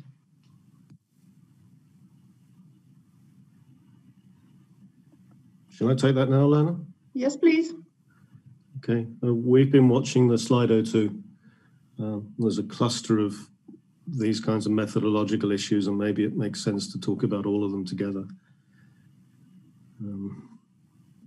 Jā, mēs arī sekojām līdz Slido jautājumiem par šiem metodoloģijas aspektiem, un tad varbūt ir vislabākais variants pastāstīt par tiem visiem kopā. Okay, but there was just a question verbally now and frequently in the Slido about the relationship between the individual scores and the overall scores. And somebody said if you got individual scores 3, 3, 3, 3, 4, 4, why is the average 4? Jā, gan tagad mutiski uzdotais jautājums, gan arī Slidos uzdotie jautājumi bija par salīdzinājumu starp atsevišķiem individuālajiem vērtējumu un kopējo vērtējumu. Piemēram, Slido bija jautājums, ja individuālie vērtējumi, atsevišķie vērtējumi bija bijuši 3, 3, 3, 4, 4, tad kā šis kopējais vērtējums ir 4? I made the point earlier that if you do arithmetic on the individual scores, in order to calculate the overall score, then you're implicitly weighting the importance of the individual scores. Please. Un es jau arī iepriekš teicu, ka ja tiek kaut kā diferencēt šie individuālie vērtējumi, lai nonāktu pie kopvērtējuma, tad it kā tiek piešķirts svars, īpašs svars katram no šiem individuālajiem vērtējumiem. So what we've asked the panelists to do when they produce an overall score is to think about the total picture that they've looked at, and from the stomach, qualitatively, to produce an overall score. So there is not intended to be any arithmetic relationship between the overall score and the individual scores. They measure different things. Un tāpēc tas, ko mēs lūdzām paneļu vērtētājiem, kā mēs lūdzām viņiem rīkoties, nosakot šo kopējo vērtējumu, ir vērtēt kopskatu, kopējo bildi, ko viņi redz, un tad jau intuitīvi noteikt šo kopējo vērtējumu. Un tāpēc kopējais vērtējums nekādā gadījumā nav saistīts ne ar kādiem aritmētiskiem aprēķiniem, pamatojoties uz atsevišķajiem vērtējumiem. Then perhaps we should move to the question of calibration of the scores across different panels. This is a well-known difficulty in doing this kind of exercise. We approached it in at least two ways which are easy to explain. Firstly, we made sure that there were at least two people on every panel this time who had also participated last time, so that we've carried forward the understanding of the scores and how they work and how they relate to each other from the last exercise to this exercise. So there's a degree. Please. Tad vēl jautājums, nākamais jautājums būtu par kalibrēšanu starp šiem paneļiem. Un kā tas vienmēr ir sarežģīts jautājums, un kā mēs to šoreiz panācām, ir divos veidos. Pirmkārt, mēs nodrošinājām, lai katrā panelī būtu vismaz 2 cilvēki, kas piedalījās vērtēšanā arī iepriekšējo reizi, tātad, lai nodrošinātu šo te izpratnes par kopējo situāciju pēctecību. And a second mechanism is that between us, Paula and I sat in the meetings of the panels where they were discussing the scores right across the piece. And the two of us ran the exercise last time, as we did this time. So we have a pretty decent understanding of how these scores relate to each other. And we're able to discuss and sometimes ask questions about the use of the scoring systems with the panels and the chairs. Un otra metode, ko izmantojam, ka es un mans kolēģis, mēs piedalījāmies sanāksmēs visos šajos paneļos, un tā kā mēs esam piedalījušies arī iepriekšējā vērtēšanas pasākumā, tad mēs varējām šo pēctecību nodrošināt, lai būtu šis salīdzinājums kopējās situācijas. The other point I think should be made is that these 5-point scoring systems are widely used internationally, and people who evaluate things tend to be very familiar with them and with their use. So we're actually asking people to do a kind of scoring which they're used to doing. Vēl ko gribēju piebilst, ka šie te 5 punktu vērtēšanas skala starptautiski tiek ļoti plaši izdomāta un izmantota, un tāpēc arī cilvēki ar to ir pazīstami un ir pieraduši to lietot. Tas nozīmē, ka arī šoreiz mēs lūdzām cilvēkiem izmantot sistēmu, pie kuras viņi jau ir pieraduši. So those are the mechanics. I mean, one also has to recognize that this is a process involving human judgment. And that's not engineering and it's not physics. It is how humans behave and how humans think. It's never perfect, but I think this is probably about as good as it gets. Un, protams, ir jāatceras, ka šeit vienmēr ir iesaistīts arī cilvēciskais vērtējums, cilvēciskais faktors, zināmā mērā subjektivitāte, kas nekad nevar būt perfekta, bet ir tieši tik laba, cik laba tā var būt. Okay. Maybe it's also helpful if I stress that the decisions and judgments made by the panels are truly made by the panels. Technopolis's job has been to organize support with methodology and logistics. We don't play any role at all in the final decisions about what the individual scores are, and neither does the ministry. We're trying to make this into a kind of measuring stick that is as objective as possible. Un vēl ko noteikti gribu piebilst, kā visus vērtējumus ir veikuši, ir sagatavojuši tikai paneļi. Technopolis ir bijusi tikai koordinējošā loģistikas loma, tāpat arī ministrija nav ietekmējusi šos vērtējumus, tātad mēs centāmies nodrošināt, lai tie būtu pēc iespējas objektīvi. Thank you. Tagad es domāju, mēs varētu pāriet uz jautājumiem, kurus uzdod attiecīgi mūsu cilvēki, kas ir pacēluši roku un gaida jau arī kādu laiku rindā. Es dodu vārdu Rēzeknes Tehnoloģiju akadēmijas kolēģim Sergejam Kodaram ar viņa jautājumu. Labdien, man būs 2 saistīti jautājumi un viens rādies online konferences laikā. Jā.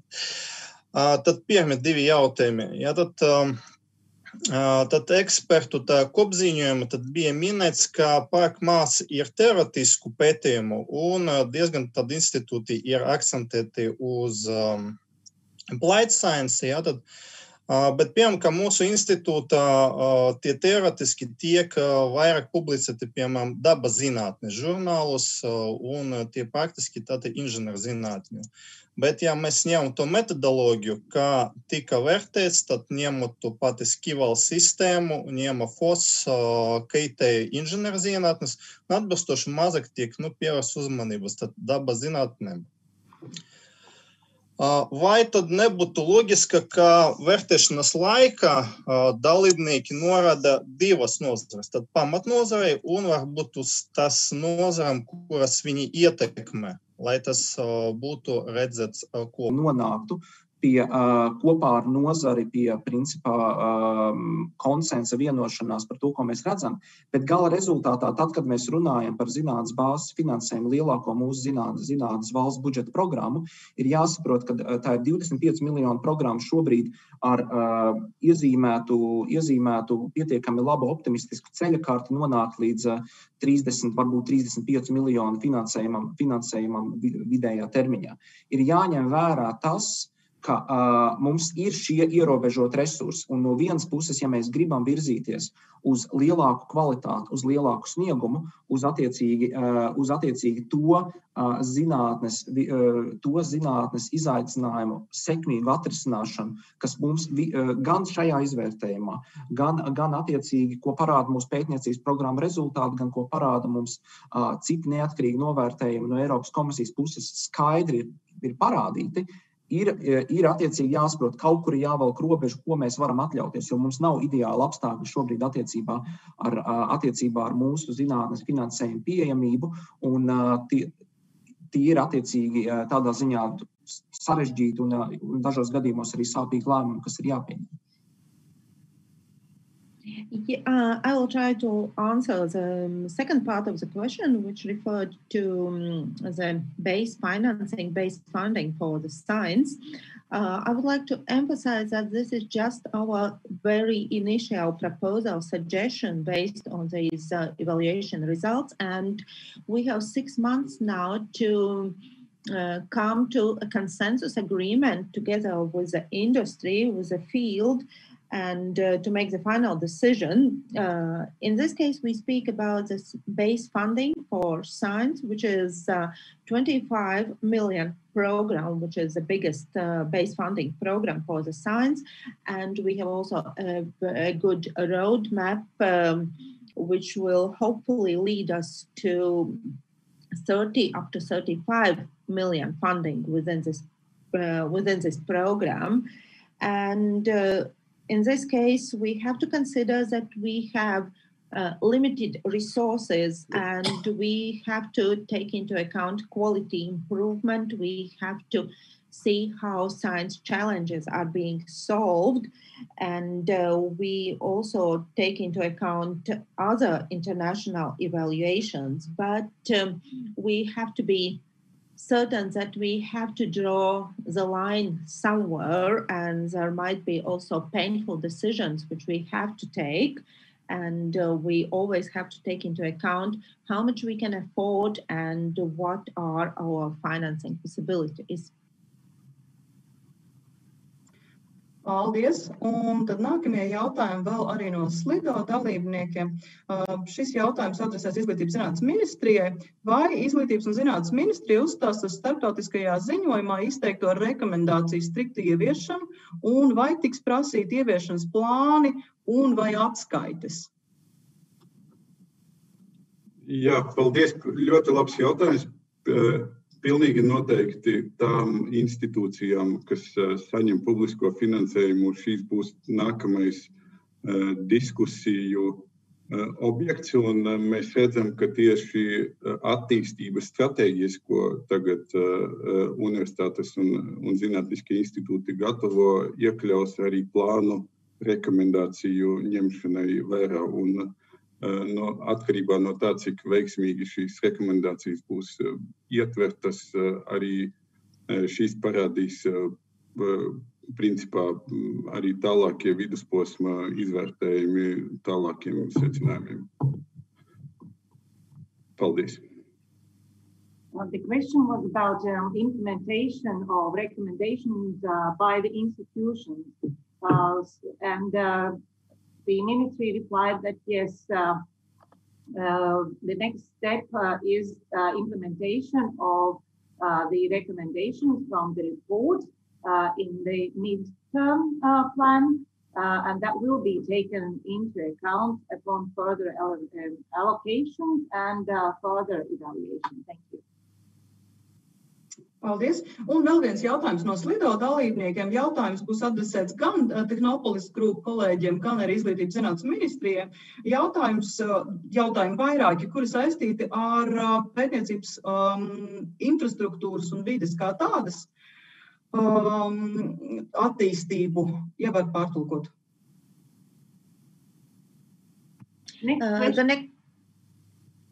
The next question, or actually several questions, will be addressed to both representatives of Technopolis and the Ministry of Education and Science, and they refer to development of the research infrastructure and environment. Tātad pirmais jautājums ir Tehnopolis grupu kolēģiem.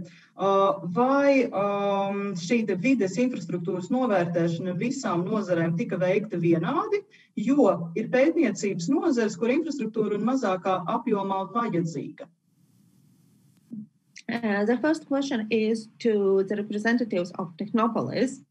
And the question is, if the evaluation of the environment and infrastructure was done in the same way for all the involved fields, because there are fields where the needs for infrastructure and the environment are different.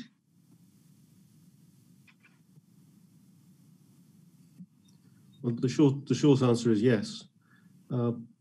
We're using peer review. So as I said earlier, we're asking people who are experts in particular fields to apply the criteria relevant to those fields to making judgments. Yeah. Nu, tā īsā atbilde ir jā, jo mēs veicam šo te koleģiālo vērtējumu un attiecīgi kolēģiem no šīm pašām nozarēm, no šīm pašām jomām tiek lūgts piemērot vienādus kritērijus, kas ir būtiski un kas attiecas uz šīm jomām un nozarēm. So that of course means that in the humanities you will apply one set of criteria. In life sciences you will apply a different one. In social sciences you apply yet a different set. And that is as it should be. These disciplines work in different ways and have different needs. Un, praksē tas nozīmē, ka, piemēram, humanitārajām zinātnēm tiek izmantots viens kritēriju komplekts, dabas zinātnēm cits, sociālajām zinātnēm vēl cits kritēriju komplekts, jo, protams, arī to darbības apstākļi praksē un reālajā dzīvē ir atšķirīgi. Paldies. Un otrs jautājums Izglītības un zinātnes ministrijai. Lai arī ir maz rekomendācijas kopsumā tieši par infrastruktūras attīstību, ir skaidrs, ka ir nepieciešams turpināt šo attīstību, lai saglabātu nākotnē konkurētspēju. Kādi tad būtu Izglītības un zinātnes ministrijas plāni, lai to nodrošinātu? The second question was to the ministry. There were comparatively little recommendations about development of infrastructure. It certainly has to be continued, but there are relatively also very few plans how to ensure it in the future in order to pursue competition. Šeit es varbūt varu īsi atbildēt attiecībā par infrastruktūras ieguldījumiem nākamajā periodā. Viņi primāri ir paredzēti, kas arī bija manās rādītajā slaidā īsi redzams, primāri caur Ristrijas izcilības centru attīstību, kas būtu viena no aktivitātēm, kuras sāktos vairāk uz 21. 27. gada perioda beigām. Un pirms tam mēs arī zinām būtiskus nepieciešamos priekšdarbus, kas mums ir jāpabeidz un jāizstrādā, lai iegūtu skaidru ceļakarti un redzējumu. Viens ir saistībā ar ESFRI infrastruktūras ceļakartes pabeigšanu, un otrs darbs, kas pēc tam izriet, ir saistībā ar nacionālas nozīmes infrastruktūras stratēģijas ceļakartes definēšanu. Un attiecībā par infrastruktūras ieguldījumiem kopumā mēs redzam, ka šie ieguldījumi primāri ir saistāmi ar ieguldījumiem tajās jomās, kur mums ir vislielākā izcilība vai vislielākais izcilības potenciāls. And the answer was that investment into infrastructure will be made into those areas where we have excellence centers already developed or where they are into the developing stage. We have already thought about that for a longer period, from 21 to 27. Mainly those investments will be allocated at the end of the period. We have all necessary preparatory works already in progress. First of all, a roadmap for application of those investments into the infrastructure of excellence centers, as well as we have to define the roadmap for excellence centers of national significance. Jā, es vēlējos papildināt teikto. Es gribēju vērst uzmanību arī uz to, ka šobrīd plānojot apvārsnes Eiropa programmu paplašināšanas pakotnē, šobrīd ir nopietnas pieaugums līdz 3%, un līdz ar to mēs ļoti nopietni arī plānosim papildinošās darbības, lai Latvijas zinātniskajām institūcijām nodrošinātu papildu finansējumu tā saucamajā teaming aktivitātē, kur Eiropas komisija dot grantu tā saucamajām vairāk mīkstajām aktivitātēm, un Latvijas valsts nodrošina līdzfinansējumu infrastruktūras atjaunošanai un attīstībai. Šīs ir šī ir ļoti nopietna programma, un mēs aicinām tik tiešām zinātniskās institūcijas piedalīties. Mums ir ļoti daudzas vairākas perspektīvas nozares, sevišķi, kas saistīta ar klimata neutralitāti, bioekonomiku un arī citām. Un gribēju arī teikt, ka Latvija ir bijusi veiksmīga šajā periodā, kad mums ir labs liels biomateriālas ekscelences centrs, kur piedalās vairākas institūcijas, Stradiņa universitāte, Organiskās sintēzes institūts, Rīgas Tehniskā universitāte kā vadošais un stomatoloģijas institūts, un arī Kamarta 2 projekts, kas ir Cietvielu fizikas institūta projekts, par ko mēs esam priecīgi, un mēs esam gatavi arī tālāk atbalstīt šos projektus no Latvijas valsts puses, nodrošināt nepieciešamo līdzfinansējumu. I wanted to add that we are now speaking also about planning further development of the program Horizon Europe, and there is a 3% increase of financing which is available. So we will try to focus on developing additional activities also for the Latvian scientific institutions, and we encourage institutions to participate in this program, especially in the so-called teaming activity, where there is funding available from the European Commission, mainly for the so-called soft activities. But at the same time, the state of Latvia will also provide funding for the infrastructure development. And there are topics, there are fields which can definitely be of interest for our scientific institutions, like climate neutrality, bioeconomics, and we have already a very good example of biomaterials excellence center where several institutions are involved, and I can definitely assure that the state of Latvia intends to continue funding and to continue supporting also these fields.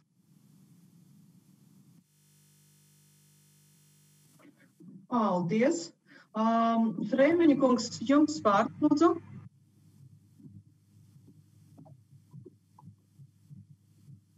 Tā, labdien. Tātad man varbūt tas nebūs tik daudz jautājums, cik tas būs daži novēlējumi ministrijai pirmkārt, un varbūt arī firmai Tehnopolis. Es pārstāvu Ventspils augstskolu un konkrēti Ventspils starptautisko radioastronomijas centru.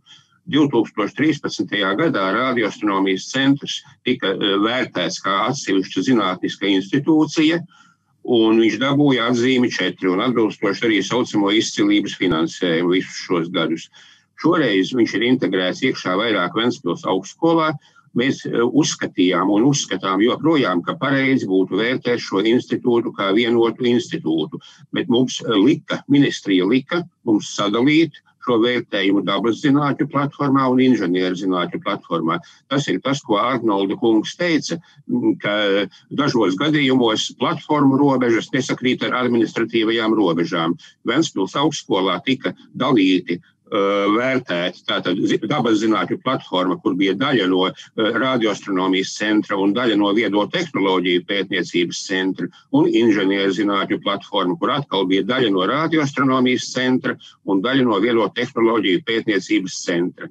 Tas ir mākslīgs dalījums, kas noteikti pasliktināja mūsu vērtējumu, un rezultāts ir, ka dabas zinātnēs mēs dabūjām nevis vairs 4, bet 3, un inženierzinātnēs tikai 2, tāpēc, ka mūsu inženierzinātnes patiesībā apkalpo šo astronomiju.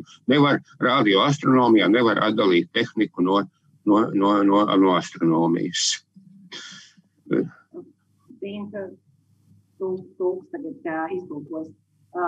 My question, or actually comment, will go to the ministry as well as Technopolis experts. I represent Ventspils International Institute of Radio and Astronomy. Since 2013, we have been operating and evaluated as a separate institution, and we have always received a mark of 4, which was followed by investments of excellence. But then afterwards, with an order from the ministry, we were flooded, made together in one unit with Ventspils University, and we had to be evaluated, taking into account 2 platforms, natural sciences and engineering sciences, which cannot be divided as such because administrative boundaries do not correspond to real boundaries.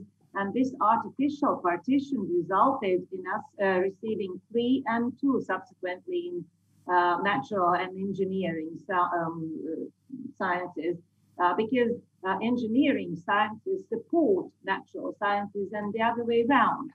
So they cannot be standalone units, and they cannot be evaluated as such. Vēl piebildīšu, ka, ja 13. gadā mūsu 4 bija vairāk kā cerības uz gaišu nākotni, un starp citu 13. gadā tika novērtēts, ka mūsu galvenais kvalitatīvais, rezultatīvais rādītājs publikācijas ietekmes, augstas ietekmes žurnālos ir maz. Tagad mums ir daudz vairāk publikāciju augstas ietekmes žurnālos, un tagad mums ir arī tiešām starptautiskam līmenim atbilstoša tehnika, kas toreiz nebija.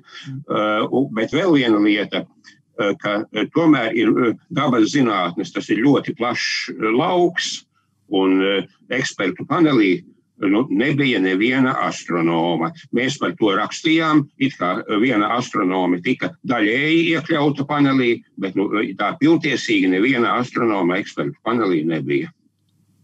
Paldies, ja es drīkstu īsi pirms atbildam otro jautājumu. The Technopolis group colleagues, there's a question about astronomy expert missing in the panel, but before that, could I ask whether the ministry wants to answer, vai ministrija arī vēlas komentēt par pirmo komentāru jautājuma daļu?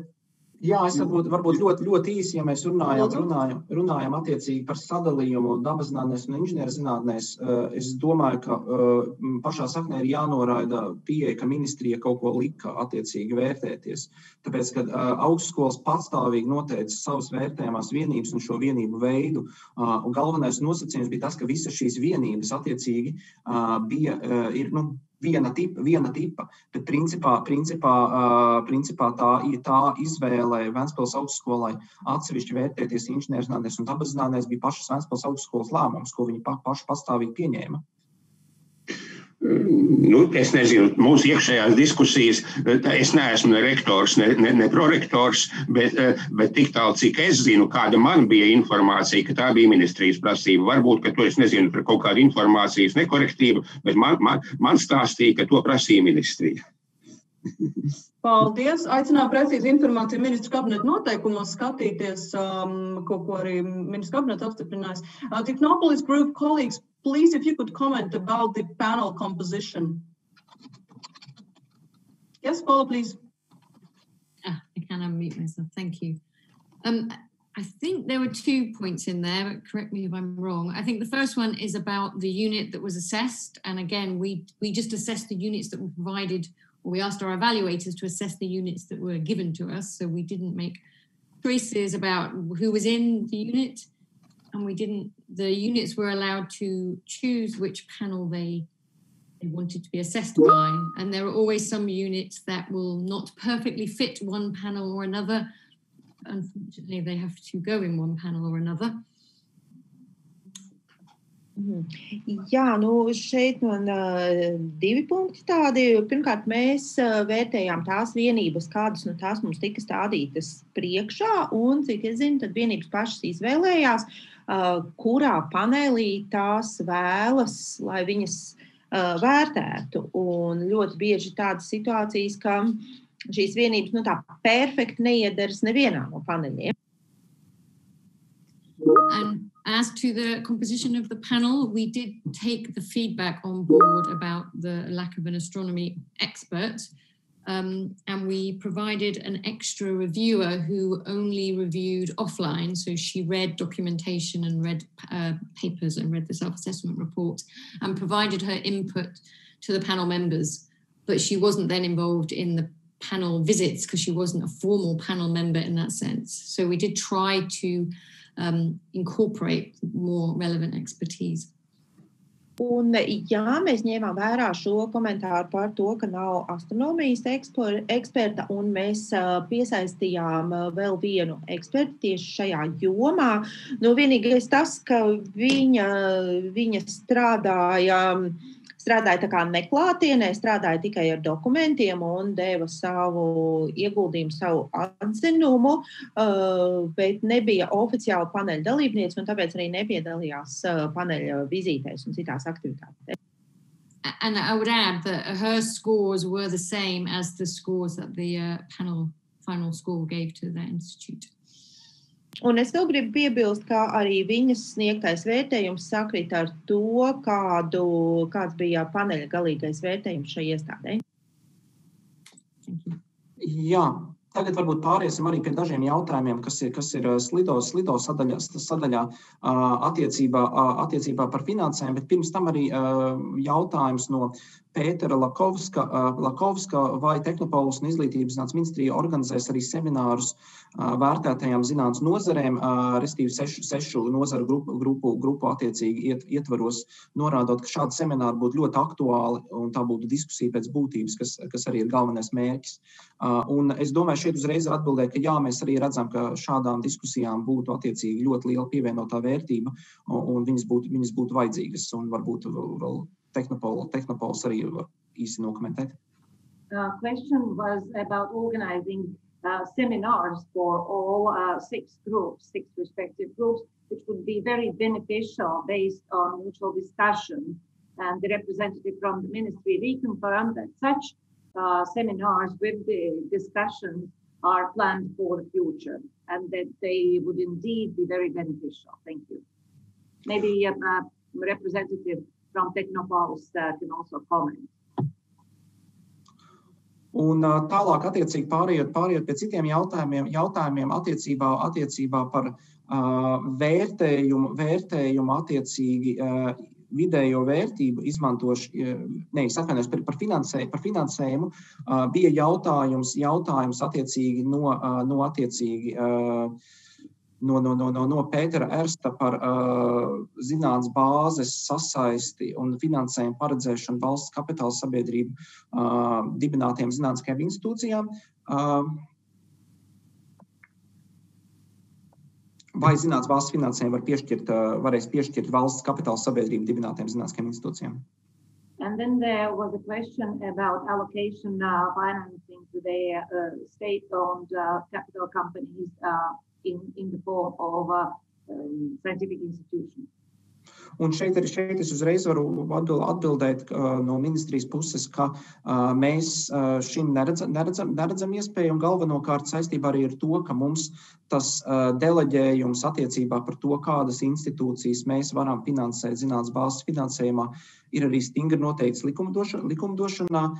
Tas attiecās uz attiecīgi valsts attiecīgi zinātniskajām institūcijām, valsts augstskolām vai valsts attiecīgi universitātēm. Tas tvērums ir pietiekami, ir diezgan šaurs un definēts tikai uz publisko sektoru. And I can immediately answer the second part of the question. Our powers have been strictly delegated by the legislative act that and the scope of funding has been also prescribed by our legislative documents, namely that we can provide funding only to state scientific institutes, universities, and other establishments. Thank you.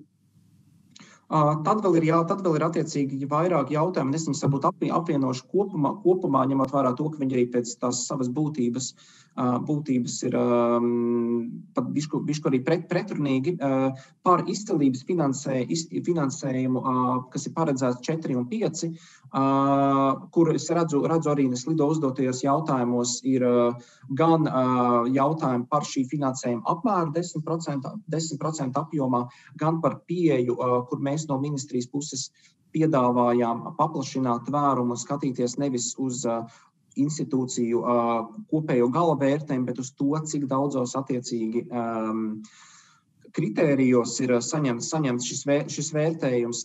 Šeit arī tāpēc varbūt īsi atbildot, un par 10% apmēru, vai tas ir pietiekams. Šeit varbūt īsi atbildot, mēs tāpēc arī redzam nepieciešamību, un bija arī viens jautājums par to, vai vispār šis 10% izcilības finansējums strādā. Šeit arī īsi atbildot, tāpēc arī mēs piedāvājam mazliet citu un kompleksāku pieeju, kura gradē institūcijas atkarībā no tā, cik liela ir to izcilības komponente, un tajā pašā laikā arī atzīst un saprot to, ka arī institūcijas vai to vērtējumās vienības, kuras saņēma ne 4 vai 5, vairākos gadījumos, un ļoti bieži ir arī ar ļoti augsti un pat izcili novērtētiem kritērijiem, vai no attīstības potenciāla, vai zinātnisko ietekmi vai kvalitāti, un ar stimuliem šeit mēs šo vēlamies tāpēc īpaši atbalstīt. I would like to summarize several questions which are to some extent also contradicting sometimes, but basically they all refer to the topic of excellence funding. There are questions about the amount of this excellence funding being 10%, whether it's enough. There are also questions about the approach used by the ministry, and also questions whether this excellence funding works at all. And my short answer from the ministry would be that we wanted actually to expand the scope of this funding, and instead of looking at the overall evaluation, overall score of institutions, we would like to look at how many criteria an institution, a unit has received this excellence score. And that's why, yes, we would like to offer a different approach where we would grade institutions and units based on regarding how many components they have received this excellence score, and to consider also institutions and units which maybe have not received 4 or 5 scores, but which have received excellent score on just some individual criteria like development potential or scientific impact or others. And we would like to apply this also for those institutions. Tagad es pāriešu pie pāris jautājumiem, kas arī Slido bija uzdoti un adresēti tieši Tehnopolis kolēģiem. First of all, could you please reflect about the performance of public versus private institutions covered by the evaluation and any recommendations to policymakers? Jautājums bija par publiskajiem privātajiem tajām iestādēm, kā Tehnopolis prāt, tas ir atspoguļots šajā izvērtējumā, tas ņemts vērā, un arī vai tas ir kaut kā ietekmēs nākotnē izvērtēšanas politiku. Paldies. Okay, no, we're not going to comment on that. We've agreed a single method of assessment for all institutions and all units to be assessed, and we've applied that together with the panels. To be honest, we don't always know in which category individual units of assessment fit. Mana atbilde ir, nē, mums ir viena metode. Mēs, godīgi sakot, nemaz vienmēr nezinām, vai tā ir publiska iestāde vai privāta iestāde, ko mēs vērtējam. Tādēļ mums ir viena metode, pēc kuras mēs vērtējam visus vērtējumās iestādes. And the second question for Technopolis is, could Technopolis give the assessment of how the Ministry of Education and Science has taken into account the recommendations provided during the 2013 evaluation period related to Ministry of Education and Science? Un tad vēl jautājums Tehnopolis kolēģiem ir par to, vai jūs varētu vērtēt, kā Izglītības zinātnes ministrija ņēmusi vērā tās rekomendācijas, kas attiecībā uz ministriju bija iekļauts 2013. Gada vērtējumā.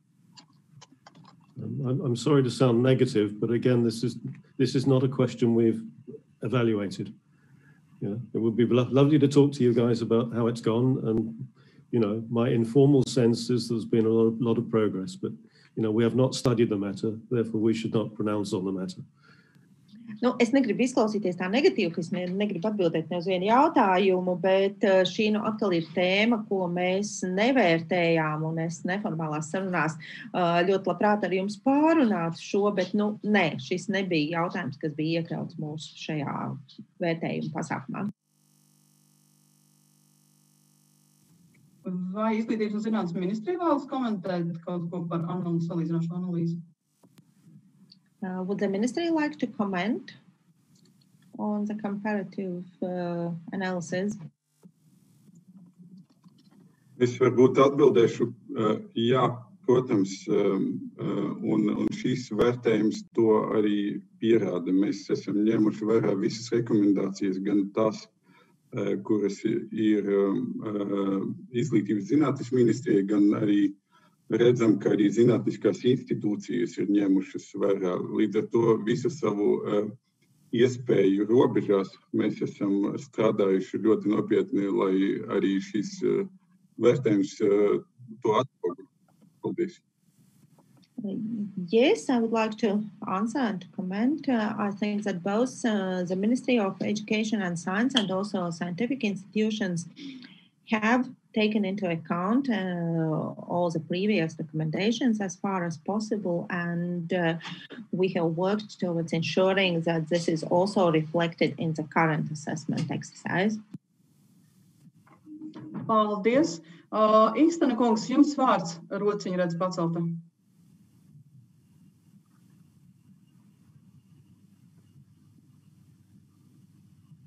Labdien! Stenkungs, jā, lūdzu. Labdien! Man ir jautājums ministrijas pārstāvjiem. Tātad Tehnopolis pirmā rekomendācija ir par finansējumu. Un it īpaši tātad runa ir par tādu stabilu bāzes finansējumu, nevis tādiem, tā teikt, projektu finansējumiem. Aider kungs stāstīja par struktūra fondiem un būtības projektu finansējumu. Mans jautājums ir, kad un kādā apjomā tiks palielināts bāzes finansējums. Es nerunāju par kaut kādām niansēm, tur, kam 4, kam 5, 10% kaut kā. Runa ir par lielo summu, kas vispār tiek atvēlēta bāzes finansējumam. Paldies. Jā, šeit es varu ļoti īsti atbildēt. Pirmais, varbūt nedaudz maza pagātne. Mums patiesībā arī ar 13. un 19. gadu šiem izvērtējumiem bāzes finansējums no, es teiktu, katastrofālās pozīcijas, kur viņš bija 2013. gadā pat 8-10 miljonu eiro visai programmai, ir pieaudzis līdz 25 miljoniem eiro visai programmai, bet šie 25 miljoni, kas ir pieejami, arī ir kritiski nepietiekami attiecībā par Latvijas zinātnes finansēšanas sistēmas ilgspēju un stabilitāti. Par to finansējumu, kas ir paredzēts uz 2021-2027. Gada periodu, ir 40 miljoni eiro visam periodam papildus tiem 25, kas ir šobrīd iezīmēti zinātnes bāzes finansējumā. Ir skaidrs, un ko mēs arī uzsvērām, ir skaidrs, ka šis finansējuma apmērs arī ir nepietiekams tiešām stabilai ilgspējai, bet viņš ir pietiekams, lai attiecīgi, lai šī instrumenta loma un nozīme un arī spēja stimulēt labākus Latvijas zinātnes rezultātus varētu būtiski uzlaboties. Tā kā tādas, es teiktu, gan labas, gan sliktas ziņas ir reizē ar to finansējumu, kas ir šobrīd uz periodu iezīmēts. Jā, es gribēju papildināt, varbūt ļoti īsi. Mēs, kā ministrijas, teiksim, ierēģi strādājam visu laiku nepārtraukti pie tā, lai radītu pierādījumu bāzi par šī finansējuma nepieciešamību. Mēs saprotam, ka šobrīd tik tiešām ir izveidojusies neveselīga plaisa starp institucionāli pieejamo finansējumu un projektos pieejamo finansējumu. Līdz ar to kopā ar nozari apbruņojoties ar visu nepieciešamo pamatojumu, mēs ceram, ka lēmumu pieņēmējiem tas būs pietiekami, lai teiksim, kā Iksten kungs saka, nevis nelielu pielikumu, bet no vērā ņemumu pielikumu bāzē būtu iespējams pielikt. Paldies. Paldies. Es redzu, ka arī Anda Adamsone Fiskoviča rociņu pacelt, lūdzu jums vārds. Yeah, labdien, paldies. Thank you. I'll pose my question in English as it relates most to the Technopolis assessment. Many thanks for the work you've done. I really appreciate that. But one thing that I was a bit puzzled when reading through the recommendation report was that there was a recommendation that future assessment should also have a minimum threshold for the size of units of assessment to avoid participation by very small units with limited institutional capacity. And I think this issue of smallness is a bit, needs to be discussed because, for instance, in the case of the institution I represent, the Baltic Studies Center, we're only 5 full-time equivalent researchers, but we were the only ones to score 4, both for the quality of research and also for the other criteria on the influence on the scientific field. So I would feel very discriminated if we were not allowed to be taking part in any future evaluation. So I was just wondering, how small is small enough, or how big is big enough, so to speak? Could you reflect on that a bit? Thank you. Tulkojums. Jautājums ir par vērtētajām vienībām. Tur tika teikts rekomendācijās, ka, lai vienība tiktu vērtēta, viņai jāatbilst kaut kādam noteiktam slieksnim, cik lielai jābūt. Mēs, iestādi, kur pārstāvēs Baltijas pētniecības institūts, mums ir 5 pilna laika darbinieki. Un mēs sevi uzskatām par pietiekami mazu struktūru vienību, bet mēs esam viena no vienīgajiem, kurš saņēma 4 atzīmi, 4 gan kvalitātes, gan citās kategorijās. Mums būtu ļoti sāpīgi, ja mēs turpmāk šī mazuma dēļ tiktu neiekļauti vērtējumā. Cik tātad ir mazs vai cik ir pietiekami mazs vai pietiekami liels, lai mēs tiktu vērtēti. Paldies! Okay. This again is a policy question. I can offer some suggestions, but finally, it's the ministry that has to take the decisions. I guess one thing that affects what's small is what does the ministry want to do with the results of an assessment? If it's going to be used for something, it's worth doing. If it's not possible to use it, then it's not worth doing. It varies across fields to some degree, but there is a kind of minimum size at which organizations start to function. I think in one of the cases we looked at, there was less than one full-time equivalent doing research in the unit of assessment, and it was in effect impossible to say anything meaningful, and this was not a meaningful force in research. I guess the experience in many disciplines, certainly where I have worked, is that by the time you're 3, 4, 5, you're up and running. You're able to start doing things. By the time you get up to the 2,000-year-old definition of a team, then you're running on, you're cooking on gas. That's 12 plus 1, in case you don't know the 2,000-year-old definition of a team. Yeah. So it's, as I say, it's finally a policy question. Some of the very, very, very small things we were asked to look at seems so small as to be not effectively worth studying. Jā, man šeit nav skaidrs atbildes, varbūt tikai tādas pārdomas un piedāvājumi, jo galu beigās tas būs, tam ir jābūt ministrijas lēmumam. Pirmā lieta, kas to ietekmētu, ir, ko ministrija vēlas darīt ar šiem rezultātiem. Ja šos vērtējumu rezultātus nav iespējams izmantot nekādā saprātīgā un jēgpilnā veidā, tad vērtēšanu arī nav nozīmes veikt. Un mums bija tāda situācija, ka mums lūdza vērtēt vienības, kur bija pat mazāk par 1 pusslodzes darbinieku, pētnieku, kas strādāja. Un tas tiešām tad ir ļoti maz. Kā liecina mana pieredze zinātniskajā darbā, tad, ja vienībā ir 3, 4, 5 cilvēki, tad tā jau ir funkcionēt spējīgi, tā jau var darboties, tā jau var strādāt, bet kopumā es gribu teikt, ka šis ir politikas jautājums un attiecīgi arī lēmums. Paldies. Nākošais jautājums redzu rociņu pacelt Rīgas Tradiņu Universitāte Agrita Kielka, lūdzu. Jā, un es varbūt pārslēgšu uz angļu valodu. Yeah, maybe I will also say hello to all to the Paula and Eric and Annette from the Technopolis. I'm happy to see you, albeit only in this manner. And I'm also happy because your recommendations have been very useful for us. Both in 2013 and now in 2020. And hearing everything that ministry have said, what they intend to do with the policy recommendations you gave them, and also seeing what you summarized in the policy recommendations.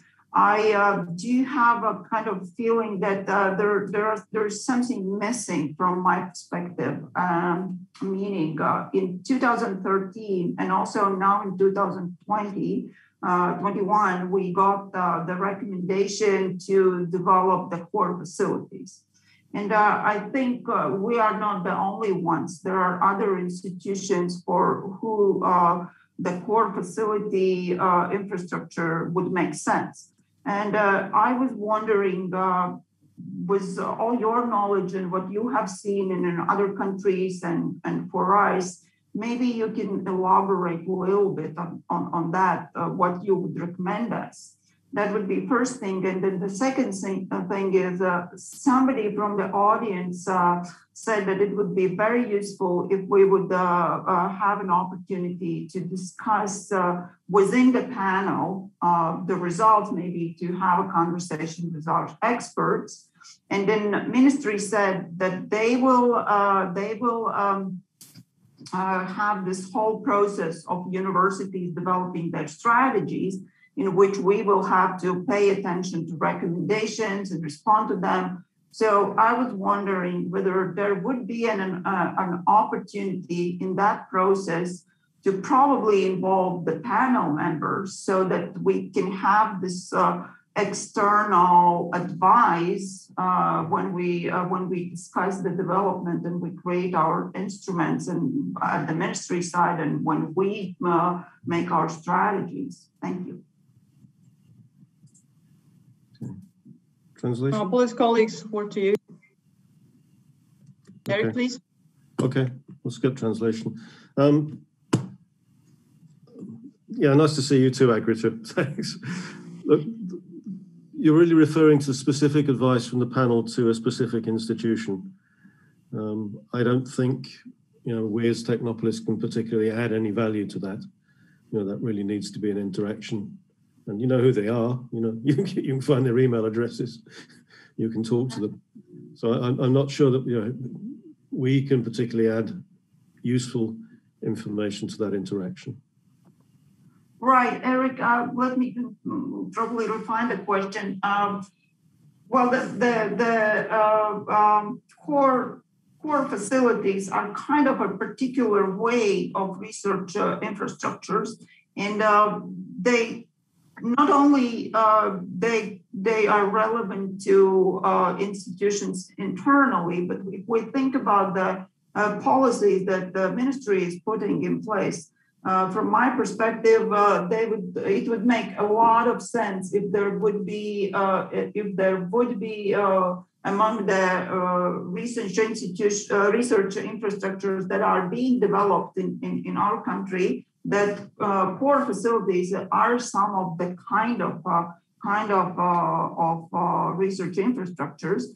Maybe it is panel specific for the for medical panel, but I'm quite sure that the Institute of Organic Synthesis thinks along the same lines, and others as well. That was the reason why I kind of asked. Maybe there is something to do with a broader policy recommendations or observations or reflections. Okay, so you're really thinking about, well, by core facilities, you mean things that can be shared? Yeah. Okay. I think that's a useful observation. Because of the fragmented way in which the panels look at things, and I'm not sure that they necessarily automatically jump to this conclusion.